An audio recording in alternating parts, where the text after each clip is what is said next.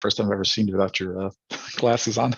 Hopefully you could handle it. That was my concern. I brought my glasses. It was like, whoa, the man behind the glasses. Wow. I know. How you doing, David? Doing great. Yeah. Great to hear. Great. How you doing? You know what? I bailed on you guys last week, man. Awesome. I wasn't here either. It looks like it's showing up on YouTube now, so I'm going to go ahead and share this link. Yeah, I just brought mine for the lights if my eyes get tired. Your eyes get tired? I blast these lights on so I can look pretty, and then poor eyes can't take these harsh blue LEDs. Oh my God. So we are live on YouTube. Yes. So let me introduce everyone really quick. Thank you for joining us. Hex-Ray Vision Tech Talk. We've got T Money up here from Vegas. He's with Freedom TV and into all things freedom related. We have a special guest, US CG vet. We're going to call him vet for the rest of the time, and he's with the Hedron community, so we really appreciate him taking time to join us and get into some of the code and options with Pulse Chain and Hedron. We got RagstoRiches looking studly in front of a is that a sunrise or a sunset? It's just I'm trying to screw with flat earth people, that's all. Okay. All right. And then of course we've got the man, the myth, the legend, DFed, hanging out in his farm of servers, where he's keeping all of the nuclear keys safe. So we appreciate that. Yep. The validators and the nuclear keys all together. Yep. So awesome. Yeah. Okay. Well, let's kick it off. I'd like to turn the floor over to our guest first. Vet, if you want to explain to us your journey in crypto and how you came into the Hedron community and what your experience there has been like. Can you hear me? He might be watching the stream, so he might be delayed. So you'll probably want to turn off the stream and then just jump on Zoom. I think he's lagged out. Yeah, the start. Yes. There we go. He's back. Okay, go for it. I started in cryptocurrency around, I guess, December 2010. My network admin came up to me and he talked to me. I'm a database guy. I've been doing a lot of SQL Server with Microsoft for decades. Network admin, he said, you need to look into this Bitcoin thing. I'm like, what the heck is that? He said, it's some mathematical based potential currency. I was like, oh, that sounds interesting. So I started looking into it, and a few months later, I started mining it on my CPU, and it didn't really make anything. So I learned about the GPU mining.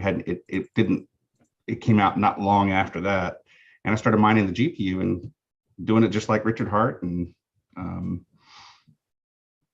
mined quite a couple of blocks, and then took that Bitcoin and sold it on Mt. Gox and went to go purchase some more video cards. So this is quite interesting because this is a mathematical locked in 21 million coins. You're not going to get any more than that. And no government can forcefully mint more than that. This is brilliant. And, there's like 50 or 60 million millionaires out there. There's not enough Bitcoin around for even each millionaire to own one single Bitcoin. So I figured I probably need to kind of collect these. So after I got my video cards in, I started mining them, and I was getting ready to order a larger set, to get a bigger mining rig. And that's when the difficulty just shot through the roof. This was right as it was topping over. the $30 mark, and it was heading back down to 3, and it just went insane difficulty, and all of my equipment just basically became worthless at that point. So I was like, okay, I see. And years later, Ethereum came out, and I was like, oh, this is kind of neat. So I started mining Ethereum not long after it came out. I even mined a little bit of Dogecoin just for fun when it came out, and you know those things were just, they'd spit out humongous amounts of supply for your miners. It just, but they were just, everything was worthless back then. So during the 2017 bubble, I got some bigger miners, and I mined during that and paid my taxes on that, and mined quite a lot of Ethereum. I did pretty good on that. That run up, I did really well. Took the family on a trip, you know, paid a lot of taxes. And I was more prepared for this next bubble. I knew that some new technologies were going to come out. I started looking around, and eventually I found Hex. I was like, this is the next thing. I wouldn't really be much of a spokesperson for any other coin other than, you know, Bitcoin and Ethereum, maybe Monero, maybe XLM. I liked XLM more than XRP, but Hex is the new game changer. That's the next big 10-year thing. And I understood that when I saw Hex, it clicked. Okay, well, this is the next financial instrument replacement. You know, Bitcoin found its medium with gold. Ethereum found its medium with being an infrastructure. You know, a big virtual computer that runs smart contracts. Hex is now a replacement for, you know, what could be a replacement for something like a CD. And then, you know, I started talking to my wife about 3 weeks ago, and I'm like, well, we've got, you know, your digital gold, we got your digital virtual machine, we've got now we start getting into the finance sector. We've got a CD. The next thing that needs to be developed is a bond. Well, I started talking with her about, you know, maybe start writing a smart contract, something like what Hedron had already developed. Evidently, I didn't realize it.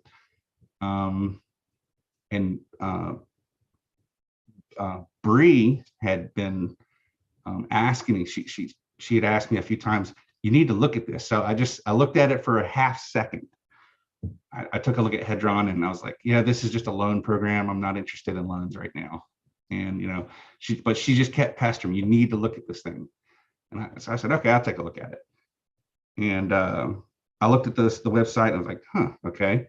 And then I opened up his source code, the contract on Ethereum, and I started poking around to see what he was doing with it.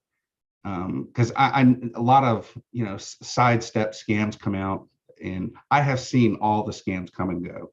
Oh my gosh, I can't imagine the number of scams that I knew they were scams. You know, I even knew BitConnect or whatever that. The BitConnect. We might have another short freeze there. Hang on one second.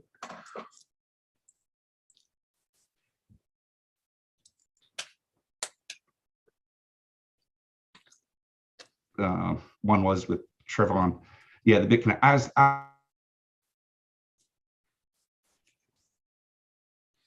We might have to jump on and have them do the audio only in a second if it keeps freezing.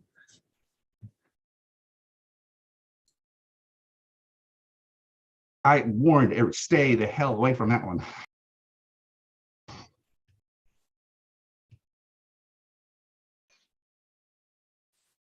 You back? You back now? There we go. You're freezing a little bit with the background and stuff. So keep going. If it gets bad, then we'll just jump to audio. But the last thing we heard was you were talking about the BitConnect, Right. how that fell apart. There was a lot of scams over the years that I have seen. Good grief. And when I saw BitConnect, I tried telling people, you need to get out of this. This is a scam. I even noticed the other one, the Hexy one. That was a huge scam. Completely obvious. I tried warning people, get out of that one. That one's bad. But Hedron, not so. This one, we had the source code to it, and everything's pretty much open. So plus this guy is a hexagon. He's showing his face. Okay, we got something here. Can you really quickly speak to some of the things you noticed as someone who understands code or IT? Some of the things that stood out to you when it came to BitConnect and HXY compared to some of the things you saw in the Hedron code? Well, if something pays a really constant rate, say like a 1.8% a month, or some kind of daily rate, or something that's really constant, and it's really predictable, you're definitely looking at a scam, 100%. There's no way out of that one. In the case of Hexy, when you see the things around like 1.6 or 1.8 or maybe even 2.4, a daily rate or something like that pays real high, those are called high yield investment programs, I think, or high yield investment. HYIP is the acronym for them. You could Google that and do your research on that stuff. But they're all very similar. They're structured the same way. They have different gamifications that they do when they build, and just my experience over the years, they're easily spottable. For me, I can't tell you what you guys are, but and so sorry, I didn't mean to derail you. You were talking about how when the Hedron code came out and it was open source, you were able to see how it functioned. You're like, okay, this is different than some of the other things that threw up red flags. Correct. In the case of Hex, being that it was an open source contract, and his website only talked to his contract, and he was on YouTube, and he produced a lot of content. I said, okay. In most investments, you're really buying into the person, and that kind of goes with any kind of investment you're doing. It's more than you're buying a product. You're buying the person behind that backs that product. And you're buying into Tesla. That means you're buying into Elon Musk. If you're buying into Windows, you're buying into Bill Gates. So he's the focal point of what that product represents. So in the case of Hex, you take a little small. If you're deciding to do something, you go small and you invest and wait and to see what it does. And that's what I did with Hex. And with Hedron, it's slightly different. There is no technical upfront investment. It's he has decided to do token distribution based on people who have already forked the money out to get Hex stakes. So that's kind of a trust building model. He's not asking for your money, unlike with Richard Hart with these sacrifice phases. He's commanding a tremendous amount of investment from people all over the world, and my hat's off to the man. I look at things more like, what is the product trying to compete with? So in the case of Bitcoin, you're competing with gold. In the case of Ethereum, you know, he made the name sound like you're competing with some kind of oil commodity, but it's really just a big, you know, computer in the sky. It's a big cloud environment running smart contracts. In the case of Hex, you're going after the CD market with banks. So you're hitting the financial sector at this point. But this is the direction that I look for. You know, I want to go towards that finance sector. Okay, well, after the CD market, well, now you've got bonds. Bonds are a humongous business. And that's what Hedron went after. He built, because that's what I talked to my wife. I was going to, you know, start looking at maybe building a bond. And this guy Hedron, he's already, you know, Alex, he's written it. So I'll just get behind him and support him because he seems, you know, at least upfront and transparent with what he's doing. I think that's great. So I'll support him. I mean, the coin being free, you know, people could dump it forever, but you know, look what it's offering. It's offering a product that you can encapsulate your stake and move it from one of. We got another freeze here. That's okay. It sounds like he had some almost parallel thinking amongst some of the. Another. My gosh, it's worth that just for that. Yeah, I was.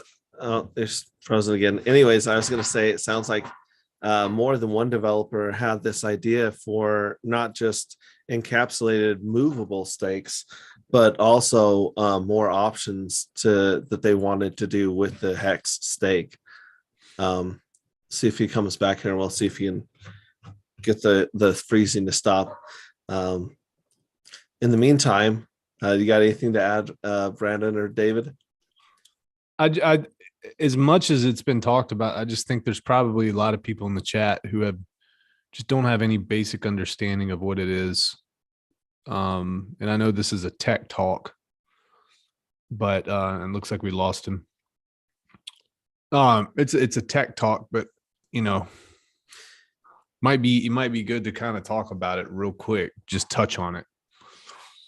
Yeah. Let's go through while we're waiting for him to come back. I think he's going to come back with just the audio because he's got some internet issues. But go ahead and I'm not sure how deep have you looked into the Hedron stuff yet. I mean, I've so the first interaction that I had with it was when I talked to Alex, and I wanted it to be that way. So I had questions that came up very organically. Mm-hmm. But from my understanding, there's basically 2 or 3 different ways that you can interact with this. You've got a Hex stake instance, HSI, which, David, do you have a good understanding of this too? I've actually used Hedron on the Pulse Chain testnet, so yes, I do. Cool. So the first thing that I was curious about was, and I think I asked him this, you got to purchase Hex to be able to interact with the contract first and foremost, right? Okay. That is correct. So so I guess where I'm lacking in understanding is, do you purchase Hex and then you take liquid Hex and you can stake an instance of it with Hedron, right? Correct. It's kind of like taking Hex and putting it in a little jar and then staking it. Right. And then that's going to be staked on Hedron's contract. It wraps the Hex in a HSI. Yeah. And what about existing stakes? Those are old stakes, are called native stakes. Okay. It's like classic mode.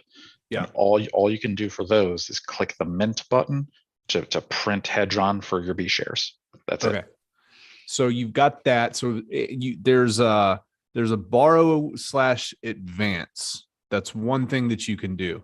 And the borrow/advance is going to be for your stakes. So you can receive Hedron tokens.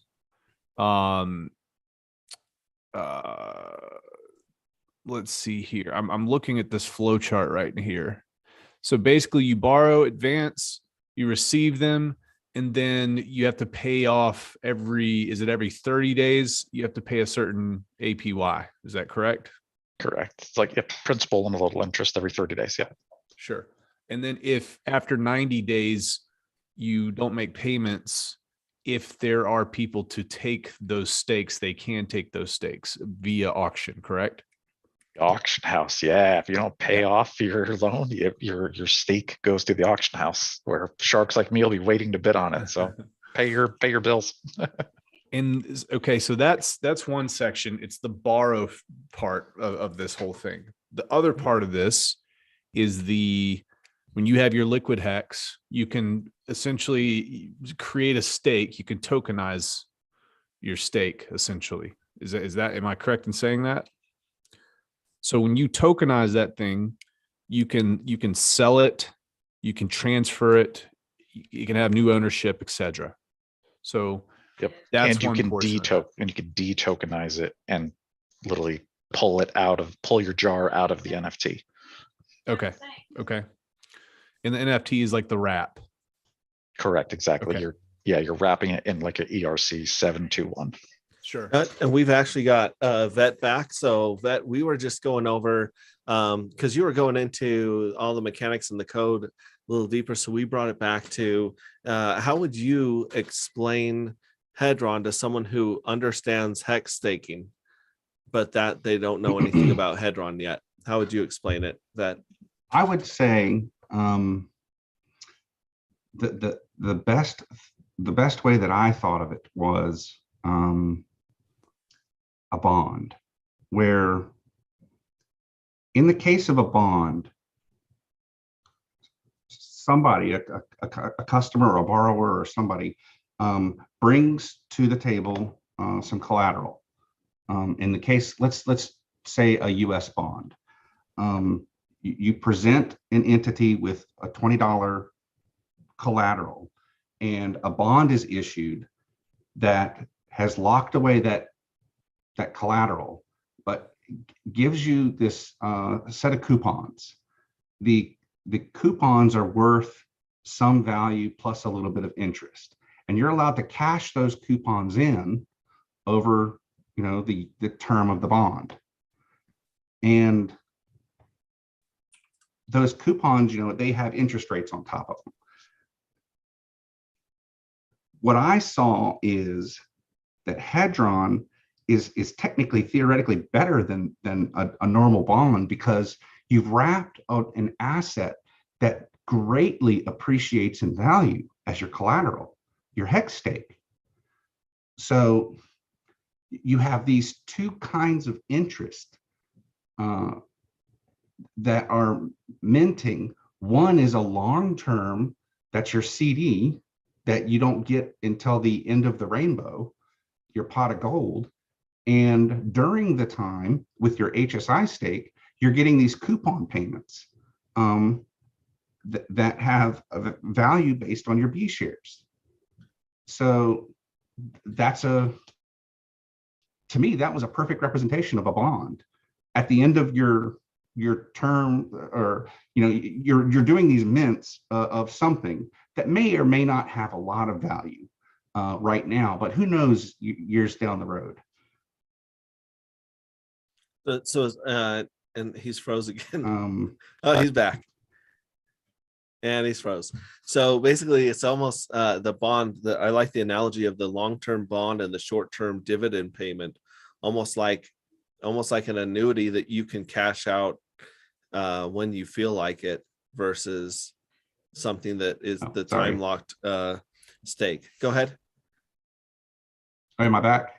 Okay. Yep. I don't know if you heard what I was saying, but I was saying that your coupons are kind of like a dividend payment on the stock, right? Exactly. So now these coupons, let's pretend they don't really have any US dollar valuation. They're coupons in an ecosystem. Okay. And in this ecosystem, you can take these coupons and you can cash them in for more hex stakes that are wrapped with more coupons. So, and as you take these coupons and you buy these wrapped hex stakes that have been liquidated by people that borrowed or took an advance to get their coupons early, that has real value to it. Whoever's willing to risk their stakes because they wanted to get the coupons early, that's up to them. And and they can go in and compete against other bidders and go for these pots of gold that have a tremendous value potential over the long term.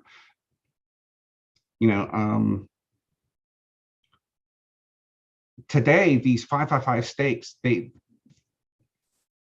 they don't look like they're worth a lot now, but in 15 years, I think these stakes are going to be insanely valuable, even with the HSI attached to them.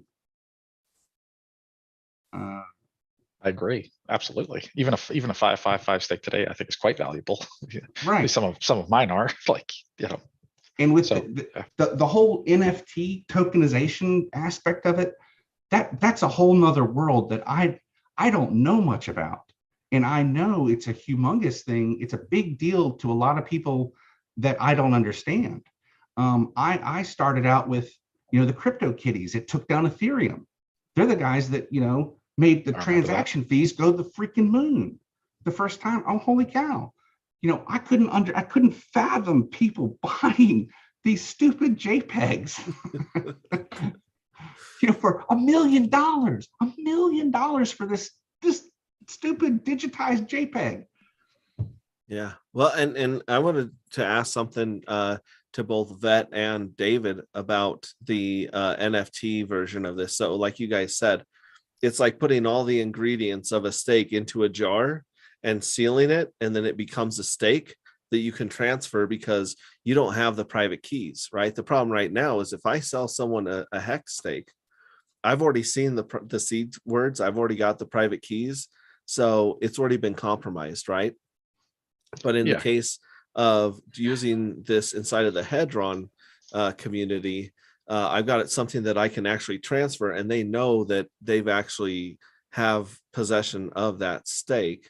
My question is when it comes to security, because I've always thought, what if my wallet gets compromised? What if someone finds my seed words or hacks my account? What's a way that I can use this function of encapsulating stakes to move stuff out of my wallet before, say, a hacker gets a hold of it?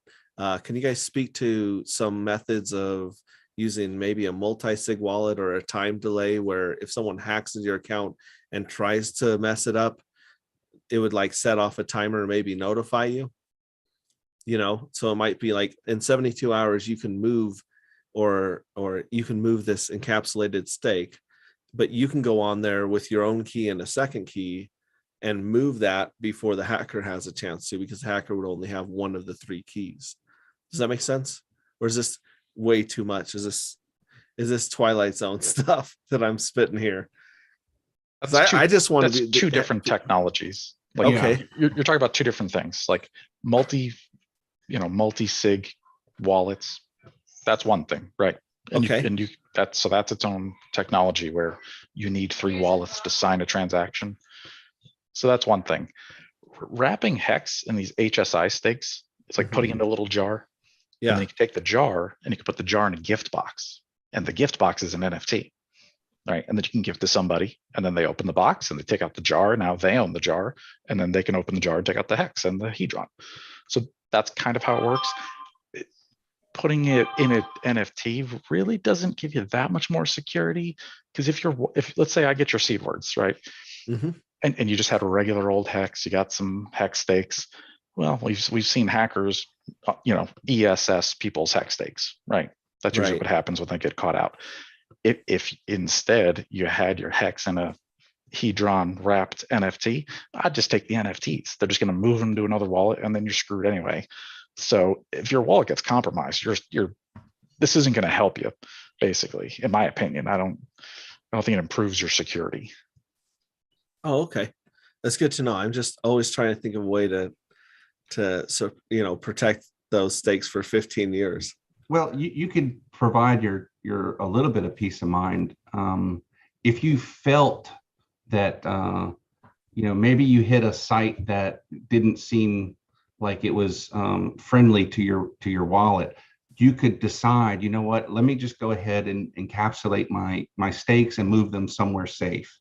Just because you accidentally did something, or you hit an airport Wi-Fi and you used it and you didn't realize it, okay, maybe I should go move my HSI stakes somewhere else. Having that feature can provide, it may not be a perfect.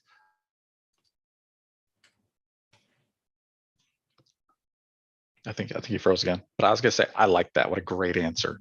If you're feeling paranoid, you can just move, wrap them, turn them into, move them out of your wallet. That's clever. So I have a question real quick. So like some of these, so I have, I did 555 stakes for my nephews and nieces. And so, now that they're grown up, right? And they can pretty much, they're 18 and I want to move them from my wallet to their wallet. This is a feature I can use, right? So that I can bestow it to them. Fortunately, only for new hex stakes that get created once Hedron launches, not for old ones. Right. So like if I wanted to, for example, I don't know, someone wanted to gift someone, like a parent, right? They just had a newborn baby at the baby shower as a gift, as a new 5555 stake, right? So in 15 years, they're still going to be 15 years old, right? So I want to gift it to the, like I want to control it until, and then I can gift that or send it to the parent or the person if they're 21 or whatever. And I can use this technology to do that. Wow. That's a good one. That's a good one. Yeah. So interesting. I'd hate to call Hex a model. Can you hear me? We can hear you now. Okay. I would hate to call Hex like the Model T Ford. But in this particular analogy, I think it helps. The Model T, it didn't have windshield wipers. It didn't have safety belts. It didn't have airbags. It didn't have a radio. These things are features that people, they'll pay for. These features are things that people will fork up a little bit of money and pay for these things. Hex did not include some of these things, and Hedron offers some new features that you couldn't do with Hex natively. And there's likely going to be a lot of these kinds of bonds that come out that add on other kinds of features. The bond world is humongous, and there's all kinds of bonds. You got your mortgage bonds, and where your homes are basically your big asset, and the banks receive interest based on your payments. So I mean, just a bond is an agreement between people. Sorry about that. And one party's the receiving, one party's the paying end, and bonds can even be themselves traded around. And that's sort of what you get with these NFTs. And trading bonds is a $107 trillion market worldwide. The bond market, like the biggest market of all. Yeah. Like, it's the bubble. Like everything is based on the bond market. It's the biggest of them all, right? Like it's all the debt. Right. And CDs is what, Hex went after, and they're only 7 trillion worldwide. Only 7 trillion. Yeah, exactly. A lot of money. That is a lot of money. And that's like retail investors, right? Putting their cash into CDs. Exactly. And that's what Hex went after. And I think Hedron may have gone after this new market. Maybe not that was their focus point, but that's what I saw when I started reading what he had made. And that's where I was actually going to focus building something until I saw this product. Thank you, Bree, for showing it to me, or pestering me about it. How about that? So you were introduced into the Hedron community by Bree? By Bree, that's correct. Okay, great. And it sounds like a lot of developers and people were parallel. They're thinking the same thing at the same time. I wish I could do this with my hex stake. I wish I could do that with my hex stake. And so it's interesting that Alex was the first to just kind of like start putting the code together and putting out there and saying, here we go. Right. I'd agree. And here's another noob question for you guys. So when Pulse launches, Pulse will be layer 1, Hex will be layer 2, and then would that make Hedron layer 3 if it's built on top of Hex? I mean, technically, Hex is not layer 2. Like that's not like, to use the proper term, like Ethereum's layer 1 and Pulse Chain's layer 1. Like that's the blockchain. Smart contracts that run on that, that's still, you're still on layer 1. A real layer 2 would be like what's called Matic. No, more like Matic, or like a side chain where you can bridge out and then you can do transactions real cheap and then you bridge back.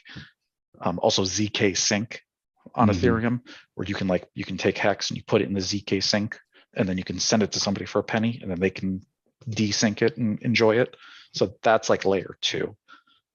So Pulse Chain's going to be such a badass layer 1 that we don't need layer 2. Like it's going to be cheap and fast. So all those other solutions are not needed. Well, and that brings me to my next question, which is right now, unless you're going big and long on Ethereum, it's not worth staking Hex on the Ethereum chain because of the fees.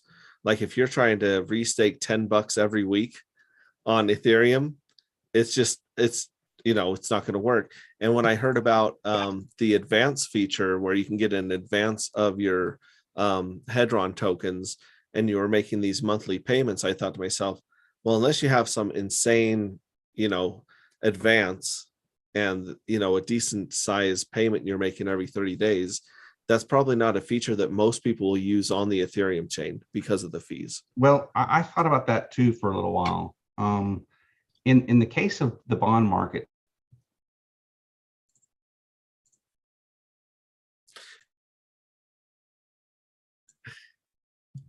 I have to ask him to turn his video off.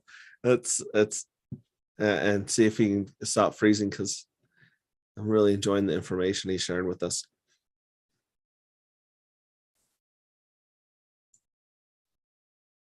As soon as someone else starts talking, he'll come back.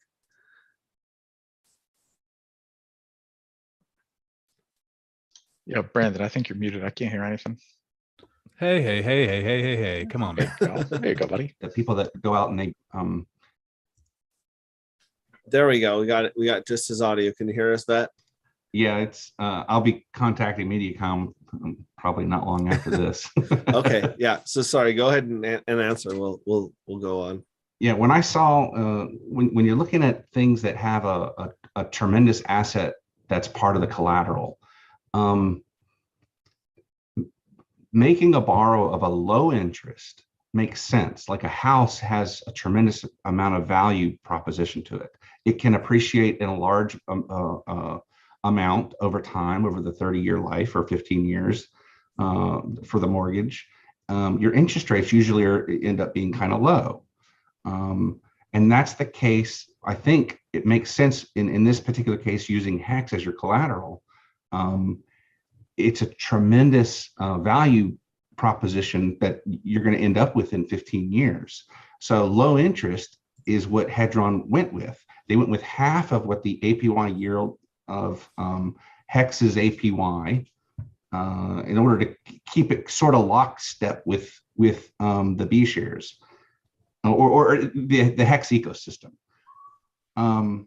So that actually could make it where people may decide to make a loan or get this advance in Hedron if Hedron starts taking off and becomes valuable over time.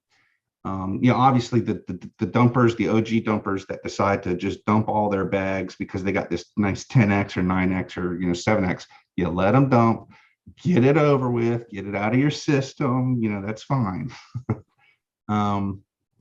But once the bottom is found, even if it goes to 1 WE in Ethereum, which is 18 decimal places in a 1,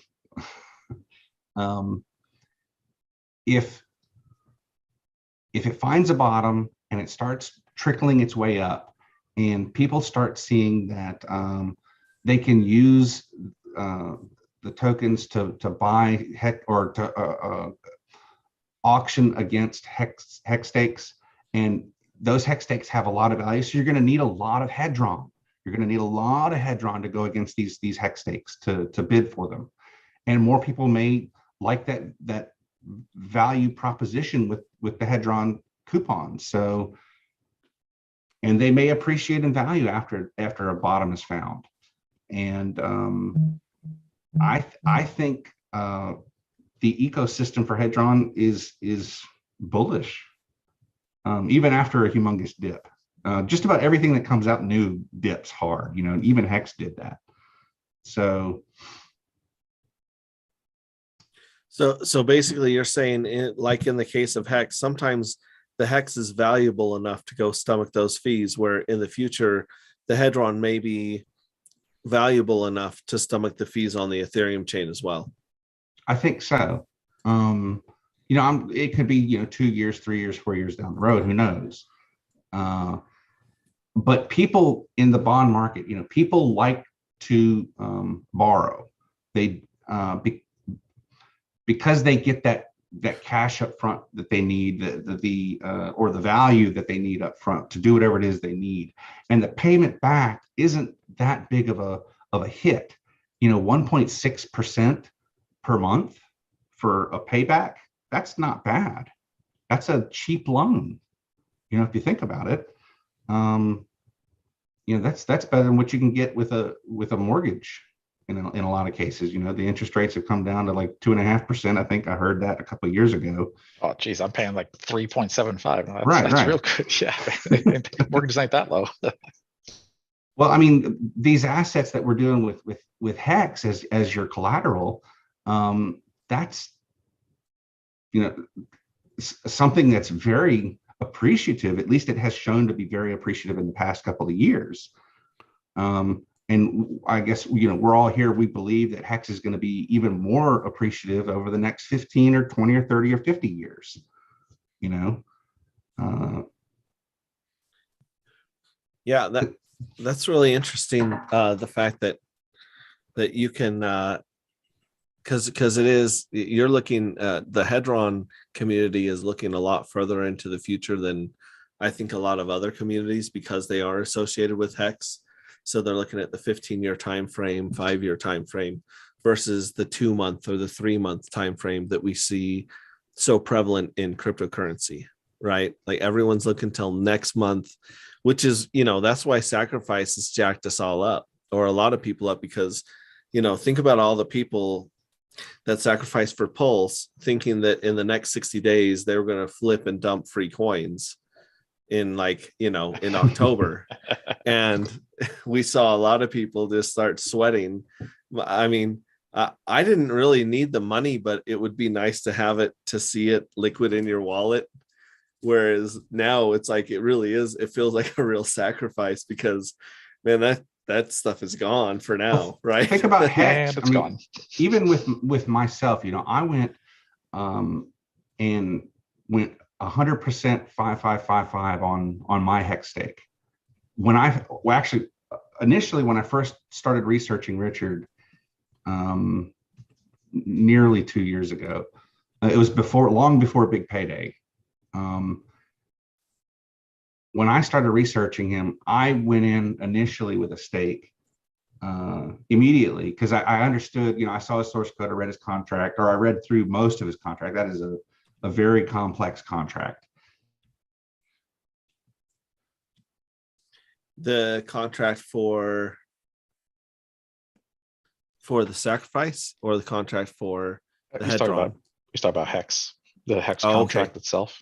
And yeah. I've even looked at it myself on Etherscan, and a lot of lines code in that one. And there you go. Okay. Yeah. Most of the code was used for the launch phase and the adoption amplifier and all that stuff. And actually, like 10% of the Hex code, I think, is actually what does the rest of the work for us forever. A little bit of lore there. Well, and I think a lot of the code was got through all of that. like a big portion of the code was for the Bitcoin free claimers, right? Because it was all set to go. I mean, obviously it was delayed by a year and a half, but like the last half year, they were trying to get the free claim with Bitcoin right. And, not the fact that almost no one took advantage of that out of the Bitcoin community was insane. I thought that a lot more people would be at least claiming their free coins.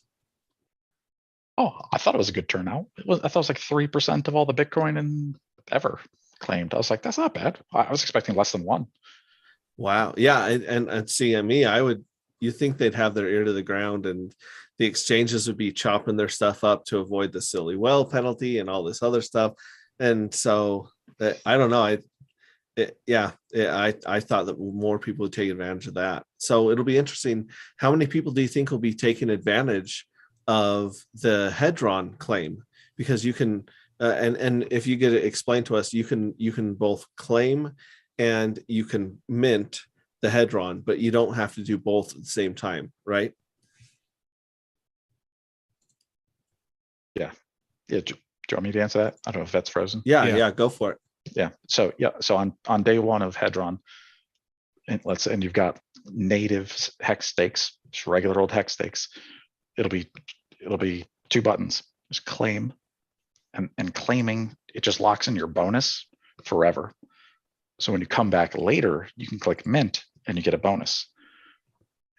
Or you could do that on day 1 as well. You can click the mint button and it'll mint you all your Hedron up to that day. However many B shares you own, multiplied by those days, that's how much Hedron you get. Awesome. Yeah. So it's kind of like the good accounting function and the end stake function in Hex, right? Exactly. Yes. Exactly. Actually, I talked to Alex this morning about something I saw in his code. When you're paying back your loan or your advance, you pay back. Only you are allowed to pay back your advance, make the payments to it. And I said, the good accounting feature in Hex allows anyone to good accounting someone. And I asked him, I showed him this line of code. I said, here you're doing a check here to make sure that only you can pay back make a payment to your loan. Why not allow someone else also to be able to make a payment to your loan in order to prevent it from going into the 90-day lapse period where it can be liquidated? And he thought about that and he said, oh, okay, that's interesting. And I showed him the line of code. This is where I believe you would need to deal with that if you wanted to do it. And so he's looking at that. So to me, that's sort of the way Richard dealt with general accounting or good accounting. He allowed anyone to be able to do that. Well, shouldn't we allow, say I have some HSI stakes and my children have HSI stakes, and what if one of them couldn't make their payment? And I noticed that I could go and make that payment for them on their behalf with my HSI. Yeah. Or if somebody has let's say I've got a special hardware wallet, or I just have my Ethereum or Pulse chain for that matter. And then, I can just use that to pay off my other wallets where I just keep HSIs. And sure, I actually don't leave Ethereum for security purposes. So if a hacker got in, they'd have to fund it before they did anything. So that's a great idea. Having any wallet be able to pay back a monthly payment. That's cool. So that's on the table. Don't know if he's going to do anything with it or not. But I at least mentioned to it today. Other than that, and can we? I know that Alex has mentioned this on the other podcasts. Shout out to Rags and to Tony and to Late Night Hex, Discourse Syndicate, and Crypto Coffee. They've all had wonderful interviews with Alex. Where if you guys want to learn more, I definitely suggest checking out. Alex went on like a marathon of really awesome streams and did a really good job explaining to the Hex community that he's here to in his words, he's here to pump the price of Hex to help the Hex community. And almost, this I kind of see the Hedron token as like a sacrificial token at first. If you want to cash out, if you want to grab some money, if you want to scratch that itch, then there's the Hedron for you to dump in the beginning. And I like what you said, Vet, about getting all the dumping out in the beginning instead of waiting for people to show up later and dump their bags. But Vet, could you talk about the bonus that's available to all of the current Hex stakes on January 31st? Right. So for me, it'll be, because I'm Eastern time, it'll be 7 p.m. January 30th, because it's UTC time. So make sure you understand, your time zone. That UTC is, I think, like Greenwich Mean Time out there in London land. So for the 10-day period, this is actually built into the contract. So it's not actually part of the website. You wouldn't see this in the website. So the contract is going to be the thing that gives you the bonus. And that is in the hedron.sol file. So I'm just looking at it in GitHub here.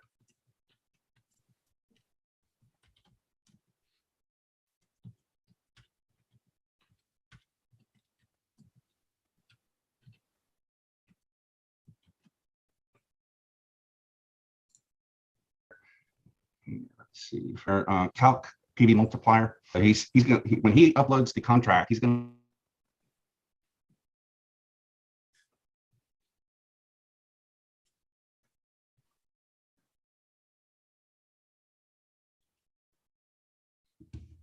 set the launch day to be some value, and that day is right now. What you're about to do, this contract, it's going to enter a particular one. He's changed. It's going to give you a 10x additional. It's not just a multiplier, but it's on top of. So your normal payment that you get is 1 Hedron per B share for all days served. All right. This 10x multiplier 10x's that and then adds it as an additional on top of already what you're getting. So it's an 11x, not a 10x, if you really want to call it a multiplier. So the first 10 days starting at 7 p.m. Eastern Standard Time, January 30th, you get 10 days from that period to get your 11x multiplier. And from then it drops down to a 10x multiplier the next 10 days, and then a 9x, and then all the way down to a 2x. I think that's the last one. And that's all built into this in the actual contract itself. And so how long does that go where the bonus goes down to 0? It lasts for 100 days, and the last 10 days are going to be, I think, a 2x multiplier. Or and that's going in the past and future, right? So if you claim on that day, then all of your B shares will get that bonus in the past and in the future. And that is that per account or per address? Well, the way that you have to do this is you have to make this claim or mint for each and every stake that you want to do this to, because it's going to cost you gas every single time you do this. Say if you've got 100 stakes, you've built a stake ladder. You may not want to do this to all of your stakes. Some of them, I don't know, they're ending, and you'll be able to claim from the past all the way up, or you could good at counting them. But if you're low on gas, because Ethereum is just insane on the gas fees, you're talking $30 per Sounds mint. worth it to me. I bet you're gonna want to do it on every stake you got. That's totally up to you. That's totally up to you. Yeah, the amount of Hedron you get, but when Hedron comes out, I'm not anticipating it's going to be,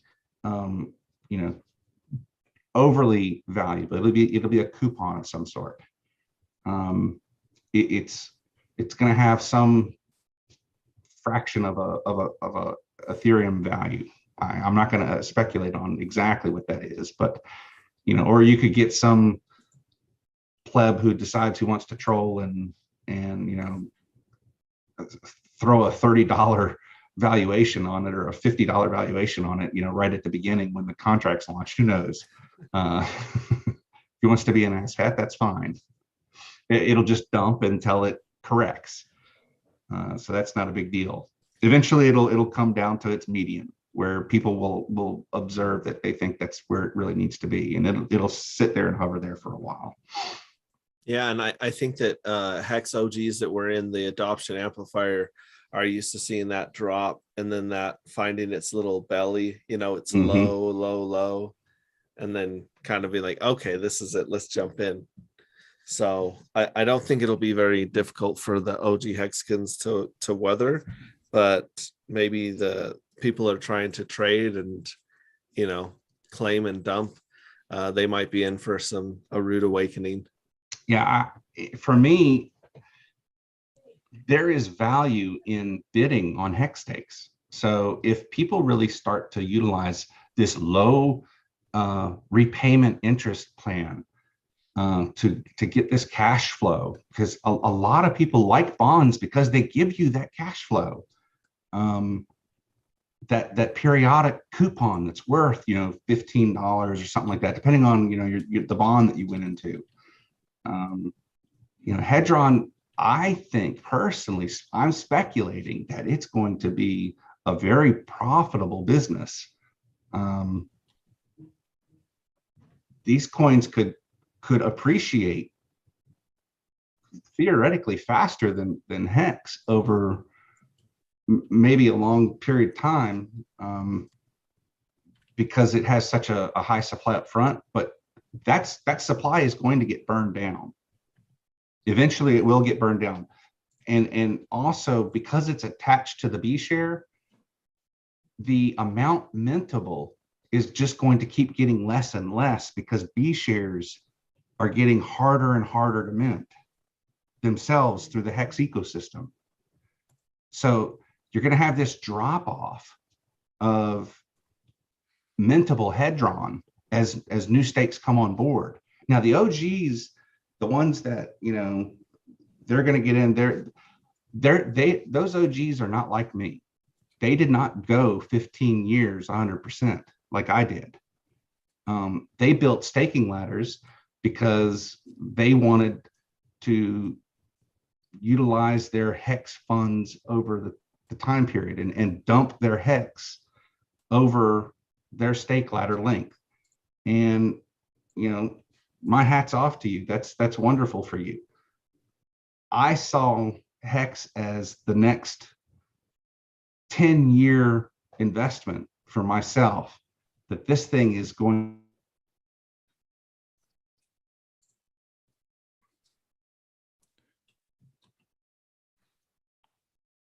Gone. So I've got a comment that going to be a beast, and I wouldn't say claims, but just talk in between when he shows up and disappears. There's a comment that, are you still there, Coast Guard? Is this the comment about the essay? No, this is a little bit different. This is from actually my channel when I interviewed Alex. So all right, I'm back. Sorry, I got lost. Okay. Here's a comment that I had on my channel after I interviewed Alex. So the question is, I've heard this in another interview with the Hedron creator, that we go ahead and pay you the full amount on your loan in Hedron. Is that correct or no? Correct. Okay. So whatever the price is for Hedron that day, you get the full amount of the Hex price that day. You're just pre-minting all your Hedron from your stake ahead of time. Right. Correct. So, okay. So he goes on to say, if this is so that it messes with the truth engine, And then he goes on to say, no one will stake short. Even if my time horizon was 1 year, you stake 5,555. You take a loan after 1 year and default on it purposefully. You then get the best share rate and the most T shares, totally circumventing the hex system, even if that stake is to be auctioned. And I guess the worry here was it results in an overload of 5,555 stakes purposefully defaulted potentially more than the market wants. And the price for those stakes become cheaper in auction than the actual share rate. Well, the 5,555s will just go for the present value of future cash flow. So they're just going to be, the demand for them is just going to be in present value, not necessarily future value. Okay. And I think that's how all of these, even if you tokenize it and you go to the NFT market, that's really where you're going to see that present value, future value come into effect. And that right there, that's the science behind that is actually also in bonds, the real bonds themselves. And that's why I got excited. When I saw this, I said, well, there's all kinds of science behind all this.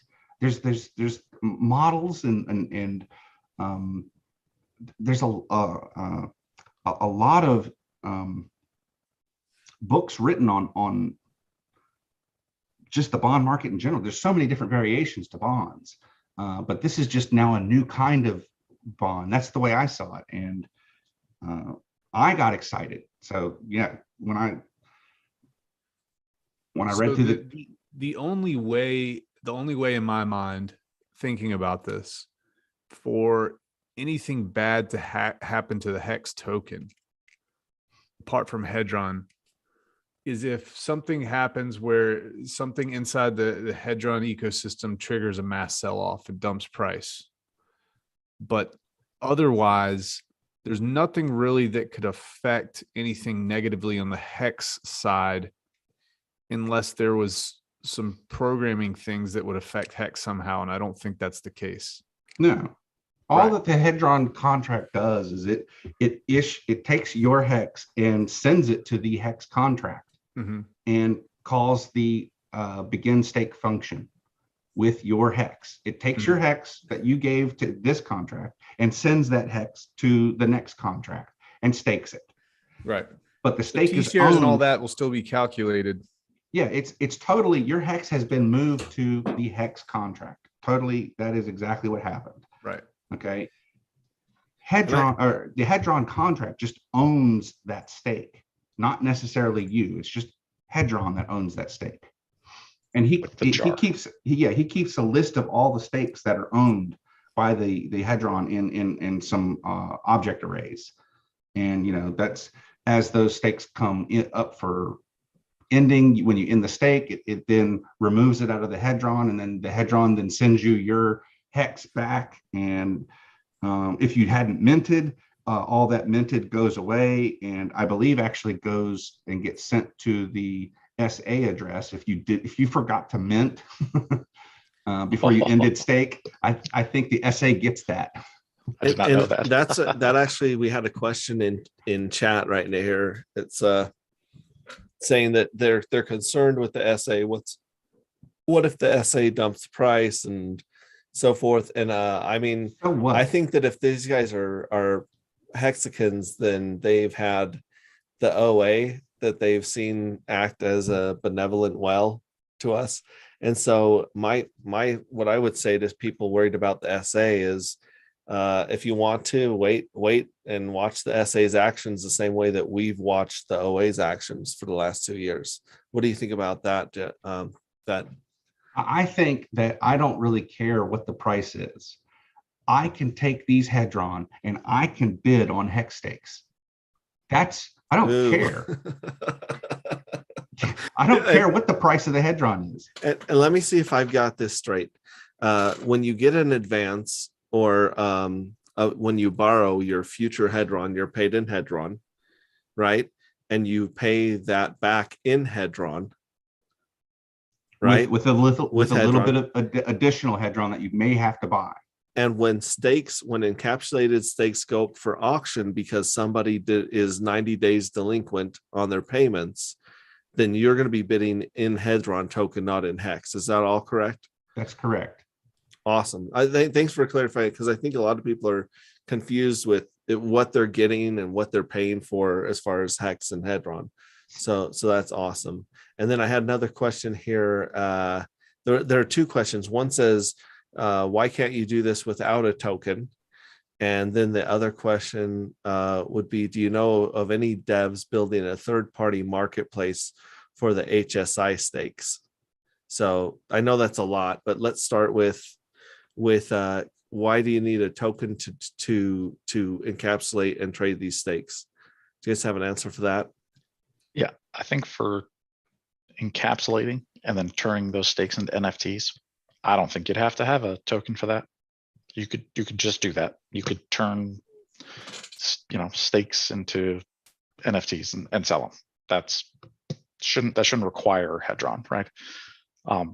But the minting based on your B shares, and then pre-minting if you want, advancing, and then buying and selling those, that's separate from the NFT. It's like two different worlds. Yeah, you would probably definitely need a separate token for the auction and for the borrowing aspect, because you couldn't really do that in Hex in the same contract. Maybe you could. The other question was about the HSIs. So an HSI is a stake that is made inside of the Hedron platform, right?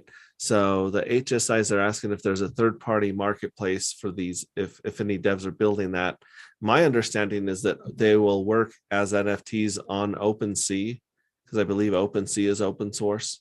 Right. So if OpenSea is to allow financial stakes like HSI stakes to sit in their platform, if they decide that's okay, then wonderful. You can go trade your NFT HSI stakes on their platform. And I know there's a couple of other platforms out there that's potential that will allow it. And one of those platforms, I believe, is also open source code. So you can go fork it and make your own platform if you wanted to. Yeah, totally. Because that'll be a problem. Even like Rarible is like another NFT marketplace. And OpenSea's corrupt, and like they've got issues going on right now where they're propping up the prices and values of some NFTs, and like they're doing all kinds of shady shit. So honestly, Alex, once Pulse Chain launches, he should just fork OpenSea and just make a new one, call it Hexagon C or Hedron C, and then you'll have your own marketplace for all the tokenized stakes that you can go browse through. Be like, oh look, there's a 100,000 hex stake that was done for a 5555 wrapped in that little gift box. I want to buy that. Like, yeah, that'll be cool. Yeah, for my personal take with Hedron is I will try to collect as much Hedron as I can. I anticipate people utilizing the borrow function because it's a low interest loan. It's lowest interest that I've seen for something.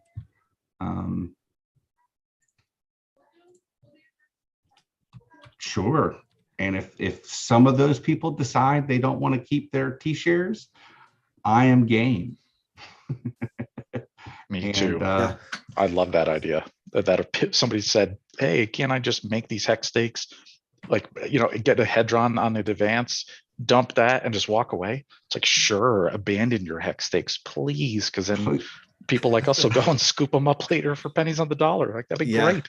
Like, well, and like Alex said in a lot of his interviews, he said, look, it's not always someone making a horrible decision to end stake, and it's not always someone getting hacked. Sometimes things pop up in our life where you got to liquidate whatever you can get your hands on to take care of you and your family. And, who are we to judge someone based on their situation? Because we really usually we don't know what's going on unless they're like a shark that everyone's doing the chain analysis on and kind of see their behavior. We see those, but a lot of times, like he said, he had people in the chat that, came down with cancer or other things where they're like, look, I got to catch out now. And I would much rather that these stakes go into the hands of other hexagons who are going to value them and hold them versus just unfortunately getting dumped on the market as they have been. So I appreciate that. Yeah. And the other thing is, go ahead. Or if just a situation where you want to go market Pulse and Pulse Chain like we did with the 555 tour, and we're looking at the dip and we're like, damn it. Yeah, you're like, now's a bad time to sell. Now's the time to buy the hex and stake it is in the dips. Yeah. And here you are like having to take some profits, pay for some expenses. Yeah. And wouldn't it be great if Hedron was up and running and you could be like, look, we're going to have to sacrifice some of our Hedron, but we can keep our hex earning and burning, right? So yeah, that's another good example. Yeah. So what you were saying something, there was two things. I cut you off. I'm sorry. No, I think that, I was going to say, so the best case scenario that Hedron has on the hex, the best effect it could have on the hex community is now people have a reason that, like you said, they're laddering because, they're going to want to take profit in a year or 2 years or 5 years. But if you have an option to take profit outside of that, then everything goes to 5555, right? So, yep, which is bullish for hex. The more incentivizing people to only do 555s only locks up more hex for 15 years, thus taking it off the market. That we like that. That's good. That's a lot of positive pressure on the price for hex as well. So Hex Live is saying that if they were able to do it without an SA and without its own token, he thinks that Richard would be on board with the project. I don't know if that's necessarily true. I think that anything that brings eyeballs and buy pressure to Hex and increases the stake length is as long as it runs, without bugs or crashes. I think Richard would be very excited for Hedron. And we have a case scenario about that, because way before, long time ago, Trayvon James and his group made Toucaneer, and the people were staking on Toucaneer. They had like 4 different, Hex Max and Infinite 2 and Infinite Hex or whatever. And, Richard Hart I interviewed Trayvon and actually touted him and said, congratulated that he was doing some innovation on Hex. Yeah, he also warned them at the same time to watch out for games that one could play. I mean, there is huge risk in those ones. If, like, Trayvon always wins. Let's just put it that way. Like he knows how to play the best, so he's number 1, and then you hope you're number 2, right? So I personally don't play Trayvon games, but I'm personally much more bullish on Hedron, just from what I've seen of how it works. I think it's going to bring positive pressure to Hex. The only cost to get in is some Ethereum gas. So, whatever, I'll claim all my stakes. Hey, if Hedron if the value of all the Hedron I mint in the future doesn't make up for the ETH gas, oh well, didn't work out. There's only other 2 risks I see with Hedron. The first one is a wrench attack on Alex, right? If he's the SA, I get a $5 wrench and I say, give me your keys, dude. Like, that sucks. So, but that's just like the OA. So, and that can happen to anybody. So that's just an inherent risk of crypto. The only other risk, in my opinion, aside from the SA, is just an unforeseen bug, like some solidity bug that Alex didn't catch and the auditors didn't catch and nobody saw it coming, and some hacker figures it out later and they may be able to goof with things. That's like about it. Like that's, and that, I don't know what the odds of that are, but those are only the 2 big risks I can really think of. So in the grand scheme of things, because you're, like you said, you're bullish. So if we go and do some NFTs, 555 NFT earlies before the Pulse drop, those NFTs and our Hedrons would be duplicated on the Pulse chain, right? Correct. Ooh, that's sexy to me. Because that's a good move. Like the first week or the first 10 days of Hedron, take some hex, put it in HSI, and 5555 it, and you're locking in that 10x bonus or 11x bonus at the same time. Right. There you go, man. Those things, those would be some tasty NFTs later. Is there a time limit that devs would consider a code battle tested? Like, would you guys consider code running for the first month or a year as being battle tested, or would you say code that's held up to $1 billion of a honeypot to be code, battle tested? What do you guys look at code as far as, man, this is code that we can trust, that we think is good? I mean, obviously all the hexkins are very confident and comfortable with the hex code based on how it's ran the last 2 years. I would consider that battle tested. What do you guys think? My personal opinion, after looking through the code, I saw, a consistent use of variable types. So you can only fit certain things in these variables, and there's no, I didn't see any way of getting around what you have to pass into these functions. If a flaw is found, it's likely found in the Ethereum chain itself, and all contracts would be in trouble at that point. And Ethereum has been around for a very long time, and it has stood the test. And the contract that I read through looks like it does exactly what is advertised by Alex. So yeah, I'm putting my face on that. Awesome. It's very straightforward code. I mean, it's very clean code. It's very straightforward, easy to read, and easy to follow. And is it available for other nerds to read at GitLab? Is it viewable somewhere that people that understand code can go in and look for it themselves? Yeah, if you go to the Telegram chat room for Hedron, which I think you can find on the Hedron website, hedron.pro, somewhere in there in the website, you'll find a link to Telegram. You can install Telegram and join the Hedron group. And when you go in, just type in the bang symbol, which is the exclamation point, and type in GitLab after that. So just one big word, bang, GitLab, and that should, or GitHub. Let me see. Yeah, it's GitHub. My fault. A couple of different developer environments that you can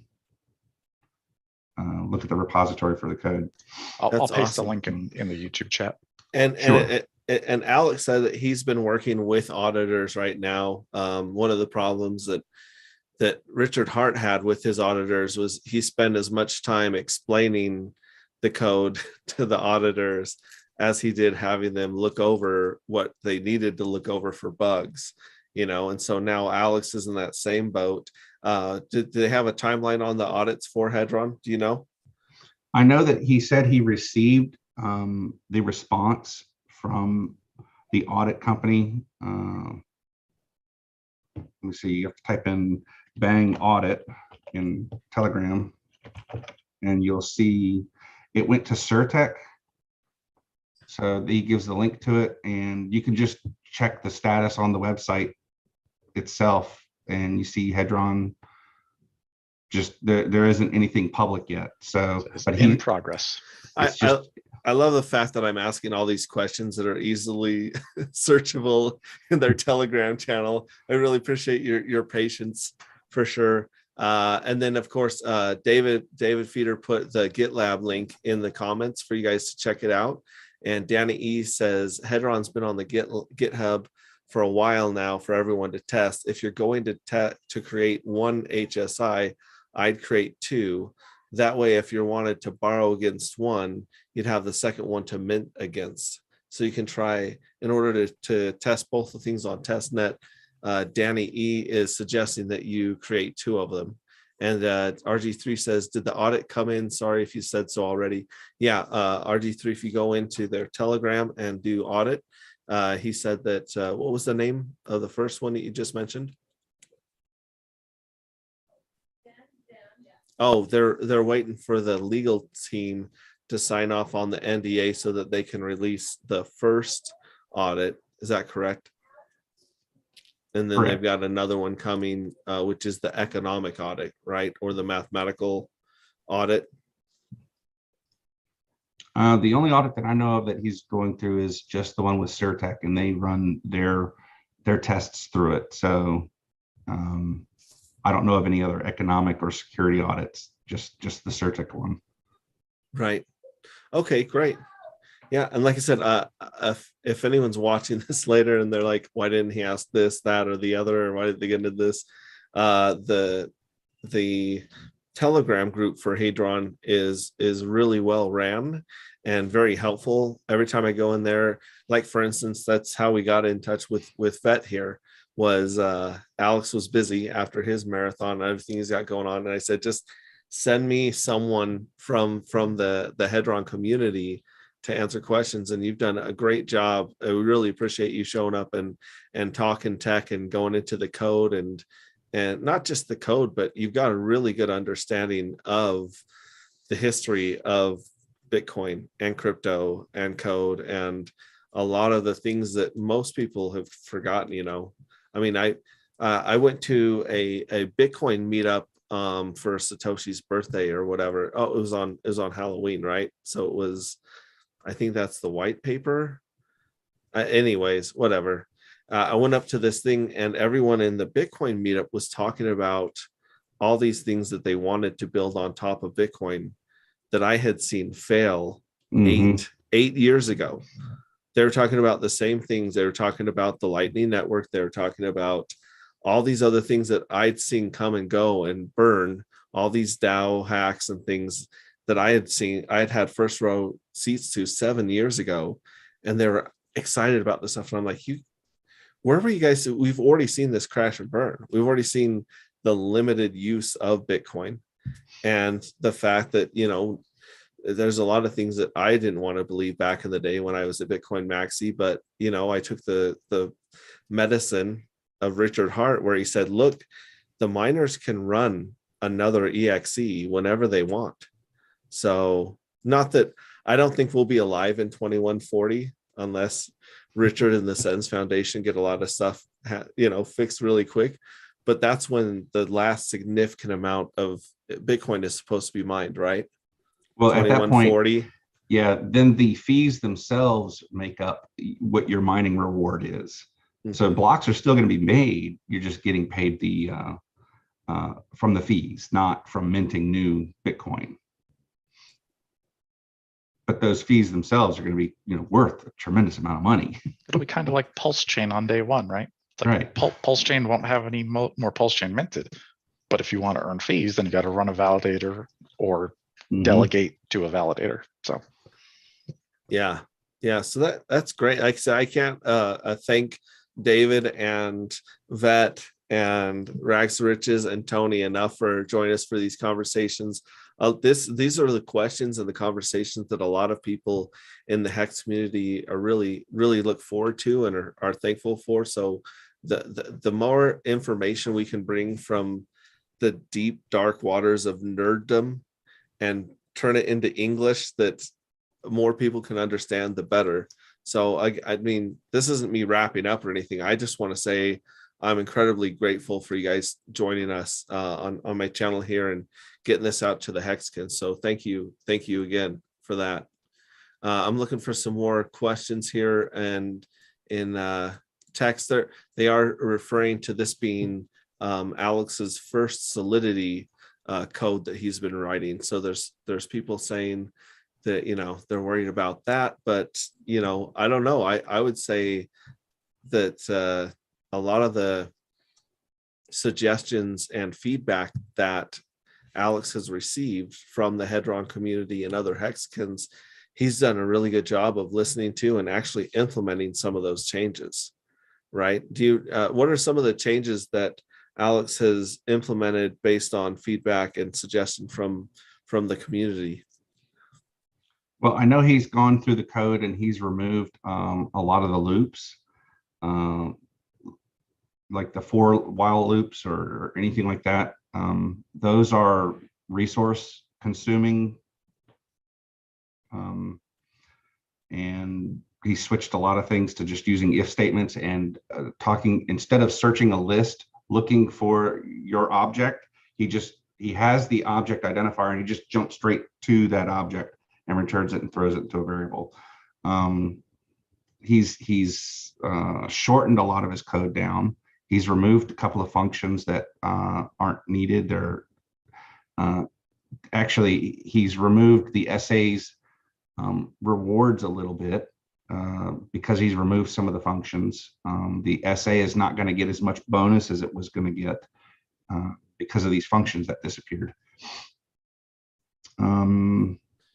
So he's been listening to some of the coders as far as removing attack surfaces, it sounds like. And then he did mention on some of the other ones, some of the features that people said, hey, you could add this feature fairly easily with this function. And he's been, adding some of the features that he didn't originally start out with. Is that correct? Yeah, I know that there was one feature he looked at adding, and it actually posed a new attack vector, and he ended up removing it. That wasn't the claim button, was it? Because I think X-Ray, that was one of the features that was requested. Was, hey, what if we just want to do like a good accounting day one and I don't actually want to mint? Can I just claim? And I think So he added that he did based on user request. I don't. I was. Go ahead. You froze for a second there, and Danny E was saying that the biggest thing on the front end was the claim function, like David was saying. Is that correct?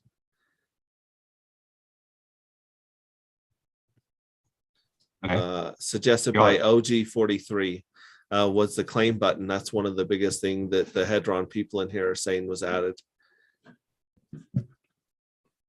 Can you hear us, Vet? Yes, it's coming in real jittery. Oh, I'm sorry about that. Yeah, we're gonna have to get you into one of our houses for the next the next interview. Come out of the data center. Yeah, we'll pull a microphone and headset up here in Quattro Cinco Studios or up in Dave's. Send them a fiber line. Exactly. So besides the claim button, were there any other functions people that you can think of off the top of your head? No, I've only been in with Hedron for the past just couple of weeks, so the changes have been minimal on my end from what I've seen, because I'm getting the latest of it. So I'm seeing what's the latest that's going to be put into production. So, and he says he's already passed these changes on to the Certec auditors, and they've checked off on it and they had no issues with it. So awesome. Now here's another thing I was going to ask you about was when people go to claim their free Hedron, is it going to be almost identical to free claiming your hex with the Bitcoin address, where you do a signature proving that you have keys to a wallet, but you're not giving any special permissions to the Hedron website? Is that correct? Yeah, the claim feature only really needs read access to your wallet. All it's doing is it's traversing the stakes that you have, and really he's just jumping to the specific one that you had selected to do the claim on. So that was actually one of the loops that he got rid of, that I remember reading that one, and it got rid of not long after I had read the code the first time. That loop was removed. So when you're claiming, you're doing it on a specific stake, one of your stakes, and he jumps right to it into the code, and he's only just doing it as a read function. He's not doing he's not needing to do any spins. So you're not going to need spend permissions on that kind of thing.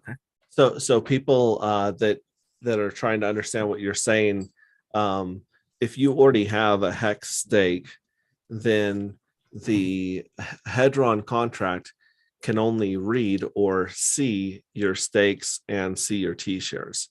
And then it can print or mint or claim the Hedron based on how many B shares you have and based on how many days you've had those B shares, right?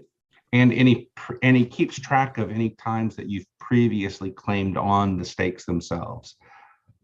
So if let's say you come in on day one, you have a stake that's already 100 days old.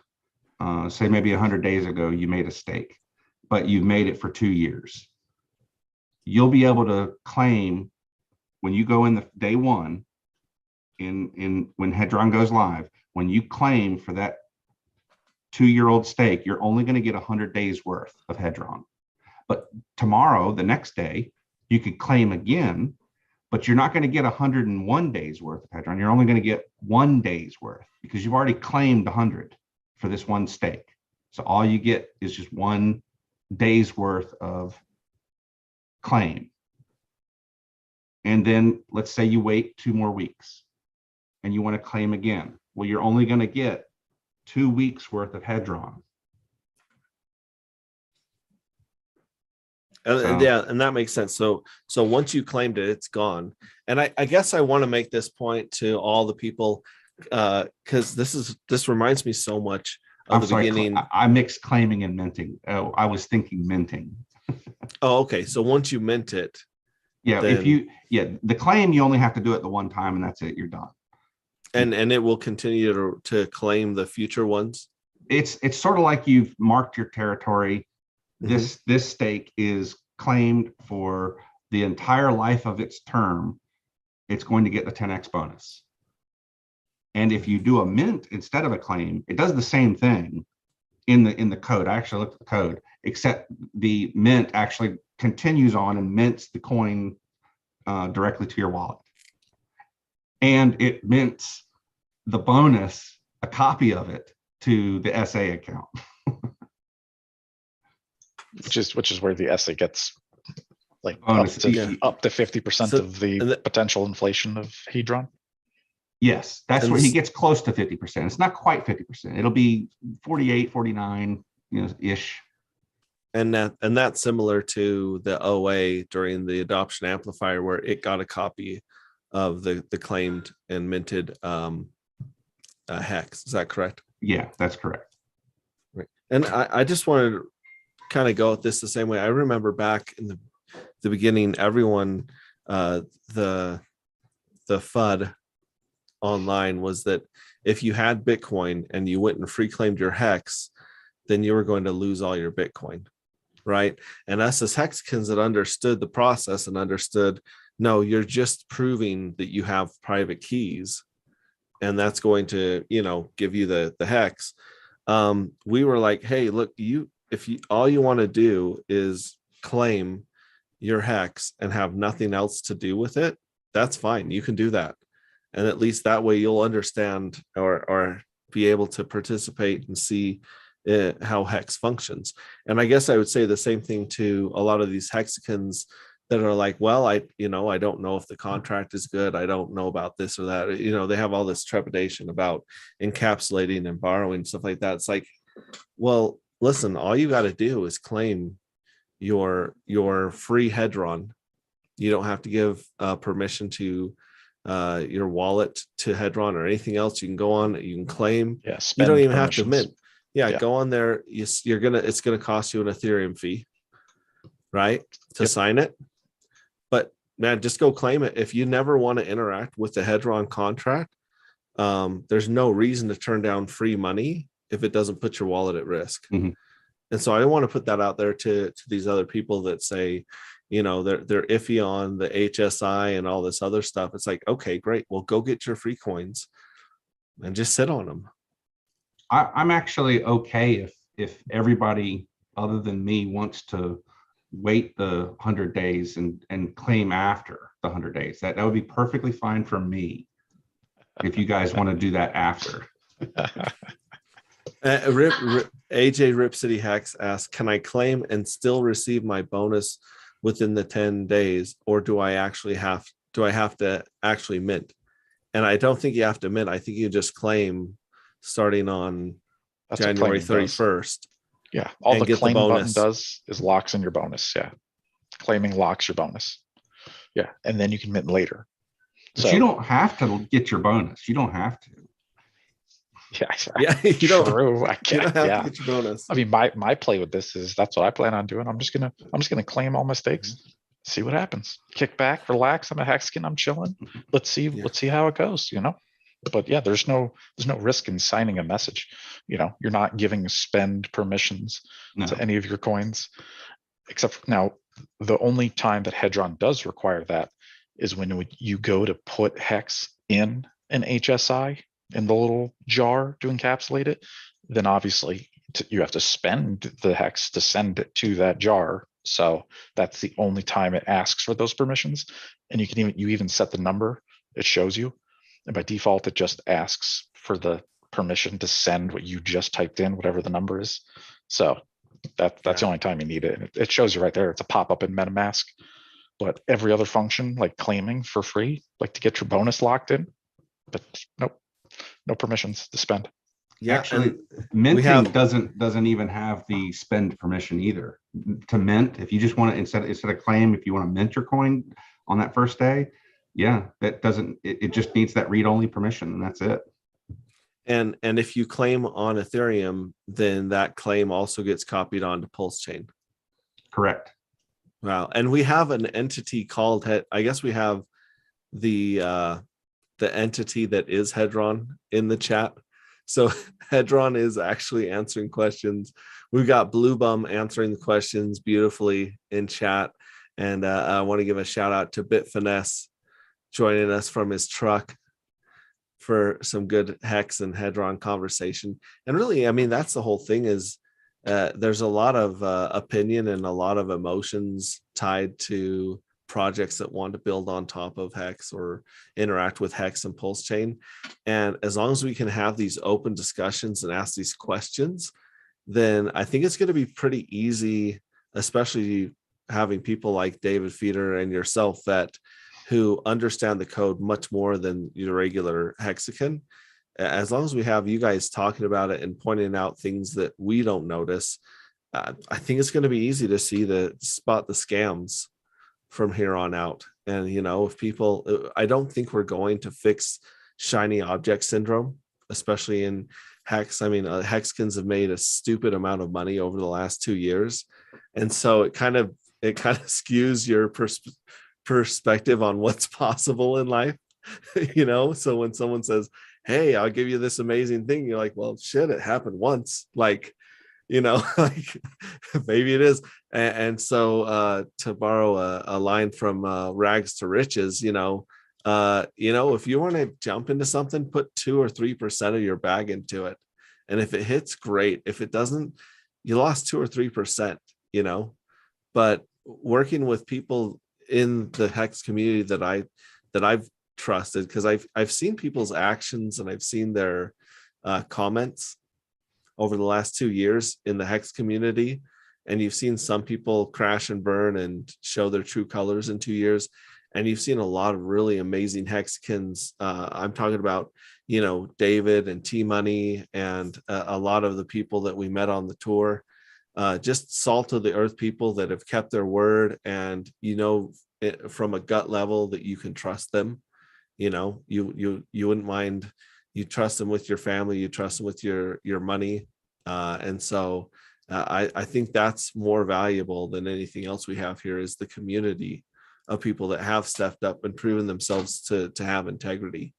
RG3 was asking, are the fees bigger to mint than to claim? And Hedron responded, it's about $40 or 98 Gwei to mint and $30 to claim. So it's a little bit more to claim or to mint than to claim, it says here. Yeah, 25% more. Yeah, right. I'm so sick of the Ethereum network at this point. Me too. Pulse Chain, save us, please. Please, Richard, please. We're waiting. We need it so bad. We're bleeding out here. Dude, Help us. When Pulse Chain didn't launch around like Halloween, like I was hoping it would, I had to go for a long walk in the woods. Like I was just to cool down, to relax, like just get away from the screen. Well, you've got all these these family and friends that you've onboarded, and you've been telling them, hey, Pulse Chain is going to save us, because there's all these people that have approached me and they say, I've managed to save $300. And I'm like, you can sacrifice for PulseX right now, but you're going to lose $100 in fees. Like you're only going to get $200 of the sacrifice, which I still think is better than nothing, obviously. Right. Totally. It is. I've helped some friends too with minimal, whatever they can do. Like, but I've seen a lot of people lose 25 to 50% of their money in fees, and Ethereum's just not worthy of this money. They're simply not, in my opinion. So yeah, Pulse save us all, says Hedron. Yeah, 98 Gwei. So awesome. Are there any other questions that you think of, Vet, that a lot of people don't scratch surface on or don't consider?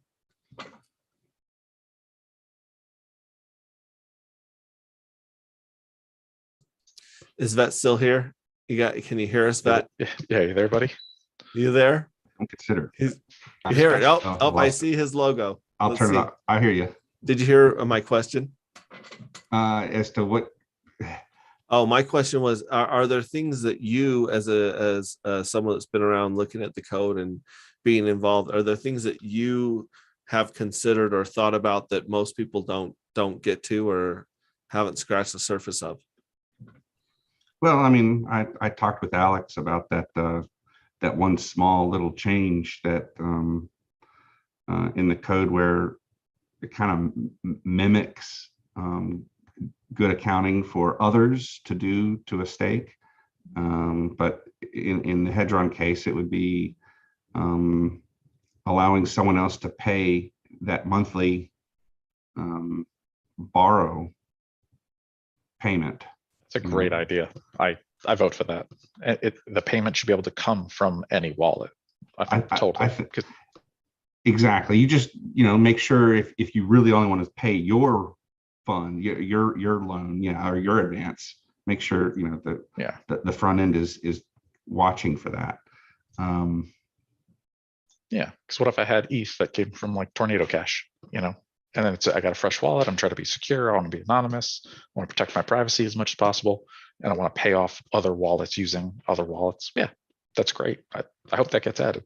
Mm-hmm. As for questions, what other questions that other people would have, or just different angles or options that you can, and we got Bree here in the comments. Oh, well, there was one thing I had talked about in the Telegram chat, I think a week ago, when I was a Bitcoin miner and mining with your GPUs became unprofitable. You couldn't get your own block anymore. You had to join a pool. And the pool itself, you had various other pools that they all paid. They paid a share percentage, a fee that you had to pay in order to do your mining, and you would get a constant inflow of little bits of Bitcoin, every few hours, depending on your mining pool. Well, in the case of Hex and in the case of Hedron, these networks that we're sitting on, it's going to get expensive for even a single person at some point. I mean, maybe 10 years down the road, at some point, it's going to be too expensive for a single person to even make a Hex stake to be competitive with the rest of the whole network. And I envision that in order to be competitive and to squeeze as much out of Hex's performance, a pool will probably need to be necessary, where lots of Hexicans get together into a pool and they make a giant Hex stake that can squeeze Hex to the point where not only do they get the longer pays better, but they get the bigger pays better bonus. And that squeezes the profitability of what Hex can give you to its max degree. And this is something that we as a community, we're going to need to start thinking about. To do a massive pool like that in a contract state, I can't imagine. Would you run the block itself out of space to deal with, pooling. I don't know. That's not something that I'm not a Solidity developer to that level, but I think. And for those that don't know, the bigger pays better bonus maxes out at 150 million hex, right? So that's the bigger pays better taps out at 150 million.